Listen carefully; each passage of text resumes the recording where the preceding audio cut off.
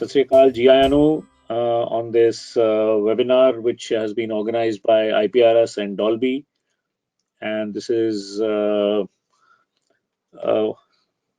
seminar which they have been doing various seminars for a long period of time about in bringing music to people, empowering people, and this one is particularly known as Know Your Music.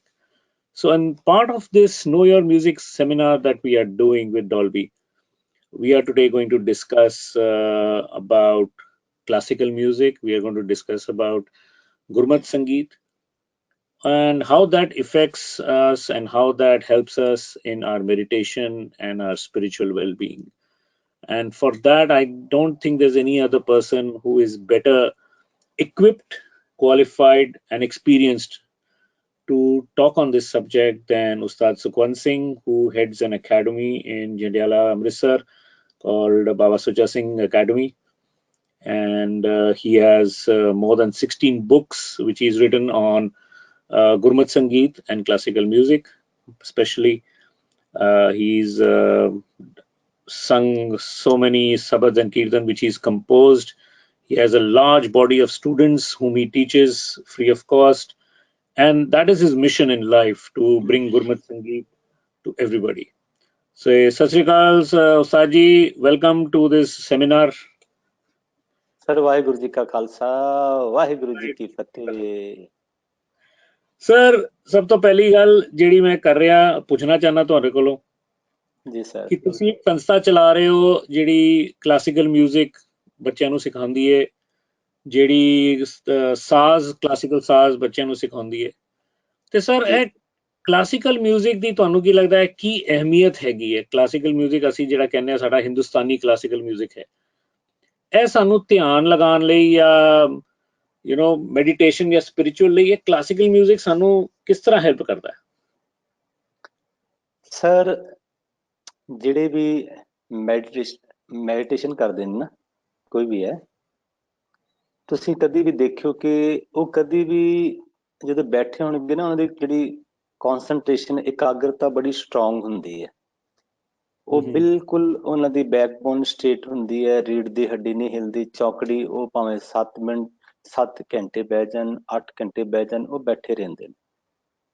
ਤੇ ਜਿਹੜੀ ਜਿੰਨਾ ਚਿਰ ਤੁਹਾਡੀ body ਇਕਾਗਰ ਨਹੀਂ ਹੁੰਦੀ, ਉਹਨਾਂ ਚਿਰ ਤੁਹਾਡਾ ਮਨ ਇਕਾਗਰ ਨਹੀਂ ਹੋ ਸਕਦਾ। ਕਿਉਂਕਿ ਜੇ ਸਾਡਾ ਧਿਆਨ ਬੋਡੀ ਵੱਲ, ਪੇਨ ਹੋ ਰਹੀ ਹੈ, ਗੋਡਾ ਦਿਖਦਾ ਨਾ, ਅਸੀਂ ਦੇਖਦੇ ਹਾਂ ਕਈ ਜਗ੍ਹਾ 'ਚ ਅਸੀਂ ਕੋਈ ਬੈਠਾ ਹੁੰਦਾ ਤੇ ਉਹ ਕਦੀ ਇਸ ਤਰ੍ਹਾਂ ਕਰਦਾ ਹੈ, ਕਦੀ ਇਸ ਤਰ੍ਹਾਂ ਕਰਦਾ ਹੈ ਨਾ, ਕਦੀ ਇਸ ਤਰ੍ਹਾਂ ਹੋ ਜਾਂਦਾ ਹੈ, ਕਿਉਂਕਿ ਉਹਨੇ ਆਪਣੇ ਬੋਡੀ ਵੱਲ ਧਿਆਨ ਨਹੀਂ ਦਿੱਤਾ, ਉਹਨੂੰ ਇਕਾਗਰ ਕਨਸੈਂਟਰੇਸ਼ਨ ਵੱਲ ਨਹੀਂ ਲਿਆਂਦਾ।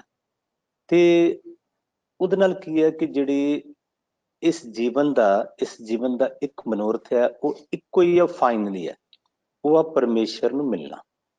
ਕਿਸੇ ਵੀ ਧਰਮ 'ਚ ਚਲੇ ਜਾਓ, ਕਿਸੇ ਵੀ ਜਗ੍ਹਾ 'ਚ ਚਲੇ ਜਾਓ, ਕਿਸੇ ਵੀ ਤੁਸੀਂ ਉਹਨਾਂ ਦੇ ਜਿਹੜੇ ਹੈਡ ਹੈਗੇ ਨੇ, ਨਾਮ ਜਪਣ ਵਾਲੇ ਸਪਿਰਿਚੁਅਲ ਜਿਹੜੇ ਹੈਗੇ ਨੇ, ਉਹ ਇੱਕ ਹੀ ਗੱਲ ਕਹਿਣਗੇ ਕਿ ਤੁਸੀਂ ਬੋਡੀ ਨੂੰ, ਇਸ ਸੰਸਾਰ ਵਿੱਚ ਤੁਹਾਡੀ ਬੋਡੀ ਆਈ ਹੈ, ਸਰੀਰ ਨੇ ਜਨਮ ਲਿਆ, ਇਹਨੇ ਮਰ ਜਾਣਾ, ਉਸ ਤੋਂ ਪਹਿਲਾਂ ਤੁਸੀਂ ਪਰਮੇਸ਼ਰ ਨੂੰ ਮਿਲਣਾ। ਇਹਦਾ ਮੰਤਵ ਸਿਰਫ ਤੇ ਸਿਰਫ ਇੱਕ ਹੈ।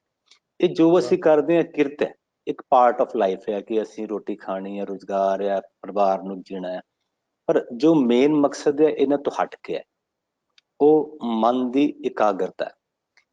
ਤੇ ਜੋ ਮੈਂ ਮਹਿਸੂਸ ਕੀਤਾ ਆਪਣੀ ਜ਼ਿੰਦਗੀ ਦੇ ਵਿੱਚ ਕਿ ਬਹੁਤ ਐਸੇ ਮੈਨੂੰ ਸਟੂਡੈਂਟਸ ਮਿਲਦੇ ਨੇ ਜਿਹੜੇ ਗੋਡ ਗਿਫਟਡ ਨੇ, ਜਿਹੜੇ ਕਿਸੇ ਤੋਂ ਸਿੱਖੇ ਨਹੀਂ ਹੈ, ਪਰ ਉਹ ਗਾ ਰਹੇ ਨੇ, ਬੜਾ ਸੁਰੀਲਾ ਗਾ ਰਹੇ ਨੇ, ਸੁਰ 'ਚ ਗਾ ਰਹੇ ਨੇ, ਪਰ ਜੋ ਕਲਾਸੀਕਲ ਹੈ, ਰਾਗ ਹੈ, ਉਹ ਤੁਹਾਨੂੰ ਸਿੱਖਣਾ ਪੈਂਦਾ।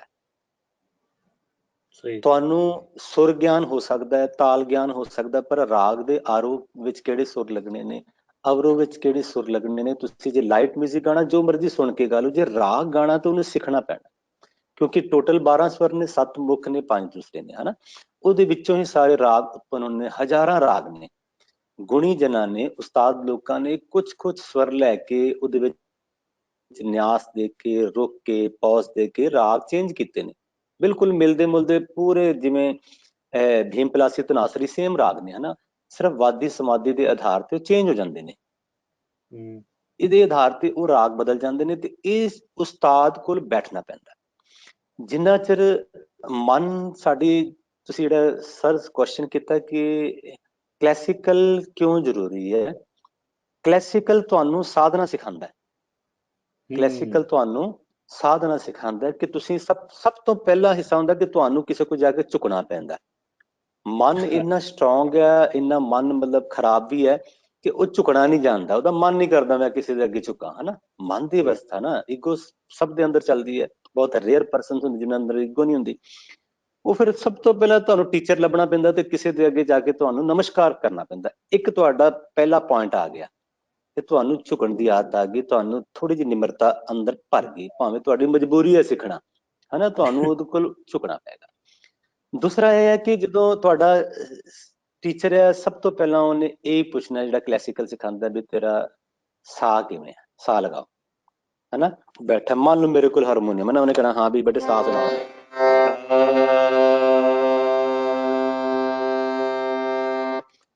ਉਹ ਟੀਚਰ ਕਹੇਗਾ ਨਹੀਂ ਬੇਟੇ ਤੇਰਾ ਸਾਹ ਟਰਮਲਿੰਗ ਕਰ ਰਿਹਾ, ਵਾਈਬ੍ਰੇਟ ਕਰ ਰਿਹਾ, ਅਜੇ ਨਾ ਇਹਨੂੰ ਹੋਰ ਇਕਾਗਰ ਕਰੋ। ਤੁਸੀਂ ਸਾਹ ਨੂੰ ਸੁਣਨਾ ਆ, ਆਪਣੇ ਅੰਦਰ ਸੁਣਨਾ। ਹਾਲਾਂਕਿ ਇਹਦੇ ਵਿੱਚ ਮੈਡੀਟੇਸ਼ਨ ਦੀ ਕੋਈ ਗੱਲ ਨਹੀਂ, ਧਰਮ ਦੀ ਕੋਈ ਗੱਲ ਨਹੀਂ, ਇੱਕ ਮਤਲਬ ਬਿਲਕੁਲ ਸੰਸਾਰੀ ਵਿਦਿਆ ਦੀ ਗੱਲ ਹੈ। ਪਰ ਉਹ ਸੰਸਾਰੀ ਵਿਦਿਆ ਨੇ ਤੁਹਾਨੂੰ ਇੱਕ ਚੀਜ਼ ਸਿਖਾ ਦਿੱਤੀ ਕਿ ਤੁਸੀਂ ਇੱਕ ਚੀਜ਼ ਨੂੰ ਅੰਦਰ ਸੁਣਨ ਦੀ ਆਦਤ ਪਾਣੀ ਹੈ। ਤੇ ਪਰਮੇਸ਼ਰ ਤੁਹਾਡੇ ਅੰਦਰ ਹੈ, ਜਿਹਨੂੰ ਅਸਲ 'ਚ ਜਿਹੜਾ ਨਾਦ ਹੈ, ਅਨਹਦ ਜਿਹਨੂੰ ਕਹਿੰਦੇ ਨੇ, ਉਹ ਤੁਹਾਡੇ ਅੰਦਰ ਹੈ, ਉਹਨੂੰ ਮੇਨ ਬੇਸਿਕਲੀ ਸੁਣਨਾ। ਅਸੀਂ ਅਜੇ ਇਹ ਆਹਤ ਹੈ, ਸਟ੍ਰੋਕ ਨਾ ਵੱਜਿਆ ਨਾ, ਇੱਕ ਅਨਾਹਤ ਹੈ ਜਿਹੜਾ ਸਟ੍ਰੋਕ ਨਾਲ ਨਹੀਂ ਵੱਜਦਾ, ਸਭ ਦੇ ਅੰਦਰ ਚੱਲ ਰਿਹਾ, ਕੁਦਰਤ ਦੀ ਹਰ ਜਿਹਨੇ ਜਨਮ ਲਿਆ ਉਹਦੇ ਅੰਦਰ ਉਹ ਚੀਜ਼ ਚੱਲ ਰਹੀ ਹੈ। ਤੇ ਮਨੁੱਖਾ ਜਨਮ ਦੇ ਵਿੱਚ ਇਹ ਥੋੜਾ ਈਜ਼ੀ ਹੈ, ਇਹ ਮਤਲਬ ਇੱਕ ਸਾਨੂੰ ਚਾਂਸ ਦਿੱਤਾ ਹੈ, ਜਿਹਨੂੰ ਗੁਰਬਾਣੀ ਵਿੱਚ ਕਿਹਾ, ਰਹਿਰਾਸ ਬਾਣੀ ਦੇ ਵਿੱਚ, ਭਈ ਪ੍ਰਾਪਤ ਮਾਨੁਖ ਦੇ ਹੋਰੀਆ, ਗੋਬਿੰਦ ਮਿਲਣ ਕੀ ਇਹ ਤੇਰੀ ਬਰੀਆ। ਗੋਬਿੰਦ ਮਿਲਣ ਜਿਹੜਾ ਪਰਮੇਸ਼ਰ ਹੈ, ਉਹ ਵਾਹਿਗੁਰੂ। ਅਵਰ ਕਾਜ ਤੇਰਾ ਕਿਤਨਾ ਕਾਮ, ਮਿਲ ਸਾਧ ਸੰਗਤ ਭਾਜੇ ਕੇਵਲ ਨਾਮ। ਕਿ ਤੈਨੂੰ ਇੱਕ ਬਰੀ ਦਾ ਮਤਲਬ ਤੈਨੂੰ ਇੱਕ ਚਾਂਸ ਮਿਲਿਆ, ਇਸ ਬੋਡੀ ਦੇ ਜ਼ਰੀਏ ਹੀ ਤੂੰ ਮਿਲ ਸਕਦਾ ਹੈ, ਇਹ ਤੈਨੂੰ ਇੱਕ ਚਾਂਸ ਦਿੱਤਾ ਹੈ। ਤੇ ਸਰ ਉਸ ਤੋਂ ਬਾਅਦ ਉਹਦੀ ਆਦਤ ਬਣਦੀ ਹੈ ਕਿ ਤੂੰ ਸਾਹ ਨੂੰ ਸੁਣ। ਫਿਰ ਟੀਚਰ ਕਹਿੰਦਾ ਯਾਰ ਤੂੰ ਇਸ ਤਰ੍ਹਾਂ ਕਿਉਂ ਬੈਠਾ ਹੈ, ਇੱਧਰ ਨਾ ਬੈਠੋ, ਬਿਲਕੁਲ ਸਟੇਟ ਬੈਠੋ, ਹਨਾ। ਉਹਦੀ ਹੁਣ ਮਜਬੂਰੀ ਹੈ, ਹਾਲਾਂਕਿ ਧਰਮ ਦੀ ਕੋਈ ਗੱਲ ਨਹੀਂ, ਉਹਦੀ ਮਜਬੂਰੀ ਹੈ। ਉਹ ਟੀਚਰ ਨੇ, ਉਸਤਾਦ ਨੇ, ਉਹਦੀ ਸਰੀਰ ਦੀ, ਤੁਸੀਂ ਦੇਖਿਓ ਜਿਹੜੇ ਤੁਹਾਡੇ ਨਾਲ, ਕਿਉਂਕਿ ਤੁਹਾਡੇ ਸੰਪਰਕ 'ਚ ਤੇ ਅੱਛੇ ਅੱਛੇ ਉਸਤਾਦ ਨੇ, ਤੁਸੀਂ ਰਿਕਾਰਡਿੰਗਸ ਦੇ ਵਿੱਚ ਦੇਖਿਆ ਹੋਣਾ ਕਿ ਜਿਹੜੇ ਕਲਾਸੀਕਲ ਸਿੱਖਦੇ ਨੇ ਜਾਂ ਸਾਧਨਾ ਕਰਦੇ ਨੇ, ਉਹ 6-6 7-7 ਘੰਟੇ ਇਸ ਤਰ੍ਹਾਂ ਬੈਠੇ ਰਹਿੰਦੇ ਨੇ। ਬਿਲਕੁਲ ਸਰ, ਸਹੀ। ਉਹਦੇ ਨਾਲ ਕੀ ਹੈ ਕਿ ਸਰੀਰ ਦਾ ਦੁੱਖ ਭੁੱਲ ਗਿਆ, ਇਕਾਗਰਤਾ ਦੁੱਖ ਭੁੱਲ ਗਈ, ਠੀਕ ਹੈ। ਉਹਦਾ ਲੱਕ ਪੀੜ ਦਰਦ ਨਹੀਂ ਹੁੰਦਾ, ਉਹਦੇ ਗੋਡੇ ਦਰਦ ਨਹੀਂ ਹੁੰਦੇ, ਉਹ ਬੈਠੇ ਨੇ, ਰਿਆਜ਼ ਕਰ ਰਹੇ ਨੇ, ਉਹਨਾਂ ਨੂੰ ਦਿਲ ਨਹੀਂ ਕਰਦਾ ਕੋਈ ਮਿਲਣਾ ਵੀ ਯਾਰ ਸਾਡਾ ਰਿਆਜ਼ ਡਿਸਟਰਬ ਹੋ ਰਿਹਾ, ਜਿਹੜੇ ਸਾਧਕ ਨੇ ਰਿਆਜ਼ੀ। ਤੇ ਜੋ ਕਲਾਸੀਕਲ ਮਿਊਜ਼ਿਕ ਹੈ, ਕਲਾਸੀਕਲ ਹੈਗਾ ਆ ਸੰਗੀਤ ਕੀ ਖਾਤਰ ਸੰਗੀਤ, ਭਾਵ ਕਿ ਉੱਥੇ ਕਲਾ ਦੀ ਖਾਤਰ ਸੰਗੀਤ ਹੈ। ਜੇ ਤੁਸੀਂ ਖਟਕਾ ਮੁਰਕੀ ਅੱਛਾ ਲਾਓਗੇ ਤੇ ਸਾਰੇ ਸਿਰ ਹਿਲਾਣ, ਠੀਕ ਹੈ ਜੀ, ਤਾਨਾ ਲਾਓਗੇ ਸਾਰੇ ਸਿਰ ਹਿਲਾਣਗੇ। ਜੋ ਲਿਖਤ ਹੈ ਉਹਦੇ ਵੱਲ ਭਾਵੇਂ ਥੋੜਾ ਧਿਆਨ ਚਲੇ ਜਾਂਦਾ ਕਲਾਸੀਕਲ ਮਿਊਜ਼ਿਕ 'ਚ, ਠੀਕ ਹੈ। ਗੁਰਬਾਣੀ ਸੰਗੀਤ ਬਿਲਕੁਲ ਡਿਫਰੈਂਟ ਹੈ।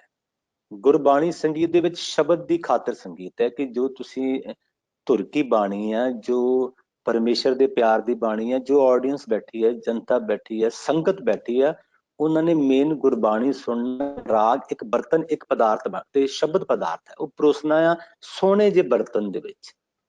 ਇਸ ਕਰਕੇ ਜਿਹੜਾ ਕਲਾਸੀਕਲ ਹੈ ਮਿਊਜ਼ਿਕ ਹੈ, ਇਹ ਮੇਨ ਜੋ ਗੁਣੀ ਜਨਾਂ ਨੇ ਜਾਂ ਉਸਤਾਦ ਲੋਕਾਂ ਨੇ ਇਹਦੀ ਸਾਧਨਾ ਕੀਤੀ ਹੈ, ਉਹਦਾ ਅਸਲ ਮੰਤਵ ਇਹ ਸੀ ਕਿ ਤੁਹਾਡੇ ਸਰੀਰ ਦੀ ਇਕਾਗਰਤਾ ਬਣ ਕੇ ਤੁਸੀਂ ਪਰਮੇਸ਼ਰ ਦੇ ਨਾਲ ਨੇੜੇ ਹੋ ਜਾਓ। ਵਾਹ ਸਰ, ਬੜੇ ਅੱਛੀ ਗੱਲ ਹੈ। ਤੁਸੀਂ 3 ਪੁਆਇੰਟ ਵਿੱਚ ਸਾਰੀ ਚੀਜ਼ ਮਤਲਬ ਇਕੱਠੀ ਕਰਕੇ ਤੁਸੀਂ ਪੇਸ਼ ਕਰ ਦਿੱਤੀ ਹੈ, and I think that is very important to understand। ਅਸੀਂ ਕਿਉਂਕਿ ਬਾਹਰ ਦੀ ਦੁਨੀਆ ਵਾਲੇ, ਅਸੀਂ ਕਲਾਸੀਕਲ ਮਿਊਜ਼ਿਕ ਨੂੰ ਸਿਰਫ ਇੱਕ ਨਜ਼ਰੀਏ ਨਾਲ ਦੇਖਦੇ ਹਾਂ ਕਿ ਬਈ ਇਹ ਕੋਈ ਕਲਾਸੀਕਲ ਮਿਊਜ਼ਿਕ ਦਾ ਉਸਤਾਦ ਹੈ ਜਾਂ ਉਹਦਾ ਬਾਸ਼ਿੰਦਾ ਹੈ ਜਿਹੜਾ ਰਿਆਜ਼ ਕਰਦਾ ਹੈ ਤੇ ਘੰਟੋਂ ਬੈਠਾ ਰਹਿੰਦਾ ਹੈ ਤੇ ਉਸ ਤੋਂ ਬਾਅਦ ਆ ਕੇ ਕੁਝ ਪਰਫਾਰਮ ਕਰਦਾ ਹੈ ਸਾਡੇ ਲਈ। ਕਈਆਂ ਨੂੰ ਸ਼ਾਇਦ ਲੱਗਦਾ ਵੀ ਹੈ ਕਿ ਇਹ ਕੀ ਗਾ ਰਿਹਾ, ਸਮਝ ਨਹੀਂ ਆ ਰਿਹਾ, ਸਮਝ ਤੋਂ ਬਾਹਰ ਵੀ ਲੱਗਦਾ।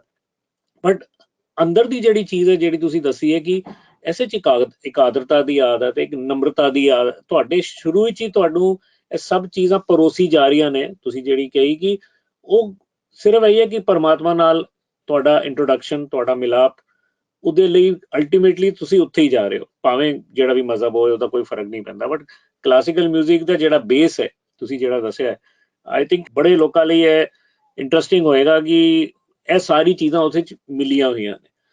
ਤੇ ਹੁਣ ਅਸੀਂ ਸਰ ਤੁਹਾਨੂੰ ਯਾਦ ਹੋਏਗਾ ਜਿਹੜਾ ਅਸੀਂ ਵੀ ਪ੍ਰੋਜੈਕਟ ਕਰ ਰਹੇ ਸੀ ਸਬਦਨਾਥ ਦਾ, ਉਸ ਵਿੱਚ ਵੀ ਅਸੀਂ ਕਿੰਨੇ ਕਲਾਸੀਕਲ ਮਿਊਜ਼ੀਸ਼ੀਅਨ ਸਿੰਗਰਸ ਨੂੰ ਮਿਲੇ, ਸਾਰਿਆਂ ਨੇ ਇਹੀ ਗੱਲ ਕੀਤੀ ਕਿ ਸਾਡੇ ਮਾਪਿਓ ਨੇ, ਸਾਡੇ ਉਸਤਾਦਾਂ ਨੇ ਕਿੰਨੇ ਘੰਟੋ ਹੀ ਘੰਟੋ ਸਾਨੂੰ ਬਿਠਾ ਕੇ ਰੱਖਿਆ ਇੱਕ ਜਗ੍ਹਾ ਕਿ ਬਈ ਰਿਆਜ਼ ਕਰੋ। ਕਹਿੰਦੇ ਅਸੀਂ ਉੱਠਦੇ ਹੀ ਨਹੀਂ ਸੀ, ਇੰਨੀ ਦੇਰ ਸਾਨੂੰ ਹਿਦਾਇਤ ਦੀ ਜਾਂਦੀ ਸੀ ਬਈ ਬਹਿ ਜਾਓ, ਨਾ ਖਾਣਾ ਨਾ ਪੀਣਾ ਨਾ ਕਿਧਰੇ ਜਾਣਾ, ਬਸ ਰਿਆਜ਼ ਕਰਦੇ ਰਹੋ ਜੋ ਵੀ ਕਰਨਾ ਹੈ।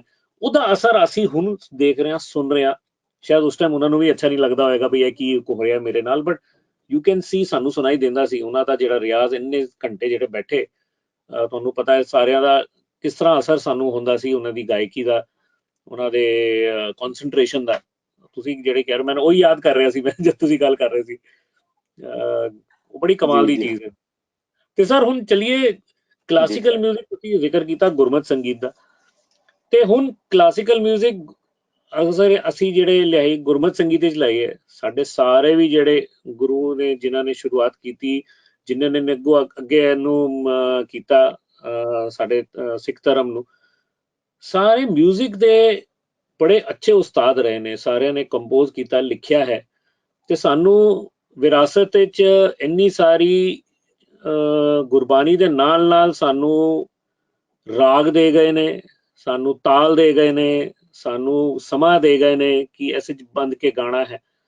ਇਹਦਾ ਫਾਈਨਲ ਮਤਲਬ ਕੀ ਹੋਇਆ ਸਰ, ਕਿ ਮਤਲਬ ਇਸ ਰਾਗ ਨੂੰ ਤੁਸੀਂ ਇਸ ਸਮੇਂ, ਇਸ ਬਾਣੀ ਨੂੰ ਇਸ ਵੇਲੇ ਗਾਣਾ ਹੈ, ਉਹਦਾ ਸਿਮਰਨ, ਉਹਦਾ ਐਬਜ਼ੌਰਪਸ਼ਨ ਤੁਹਾਡੇ ਅੰਦਰ ਅੱਛਾ ਹੋਏਗਾ। ਇਹ ਕੀ ਉਹਦਾ ਵਿਚਾਰ, ਇਹਦੇ ਪਿੱਛੇ ਕੀ ਵਿਚਾਰਧਾਰਾ ਸੀ ਸਰ? ਤੁਸੀਂ ਕਿਸੇ ਵੀ ਧਰਮ ਦੇ ਤੁਸੀਂ ਪੈਗੰਬਰ ਲੈ ਲਓ, ਮੁਰਸ਼ਦ ਲੈ ਲਓ, ਹਨਾ, ਤੁਸੀਂ ਜ਼ਿਆਦਾਤਰ ਦੇਖਿਆ ਹੋਏਗਾ ਕਿ ਕਿਸੇ ਨਾ ਕਿਸੇ ਦੇ ਹੱਥ ਵਿੱਚ ਕੋਈ ਨਾ ਕੋਈ ਸਾਜ਼ ਹੈ, ਕਿਸੇ ਦੇ ਹੱਥ ਵਿੱਚ ਡਮਰੂ ਹੈ, ਹਨਾ, ਕਿਸੇ ਨਾ ਕਿਸੇ ਦੇ ਹੱਥ ਕੋਈ ਫਲੂਟ ਵਜਾ ਰਿਹਾ। ਕ੍ਰਿਸ਼ਨ ਜੀ ਆਪਾਂ ਮਤਲਬ ਪੜ੍ਹਦੇ ਹਾਂ, ਸੁਣਦੇ ਹਾਂ ਨਾ। ਹਰ ਮੁਰਸ਼ਦ ਨੇ ਸੰਗੀਤ ਨੂੰ ਇੱਕ ਆਧਾਰ ਬਣਾਇਆ।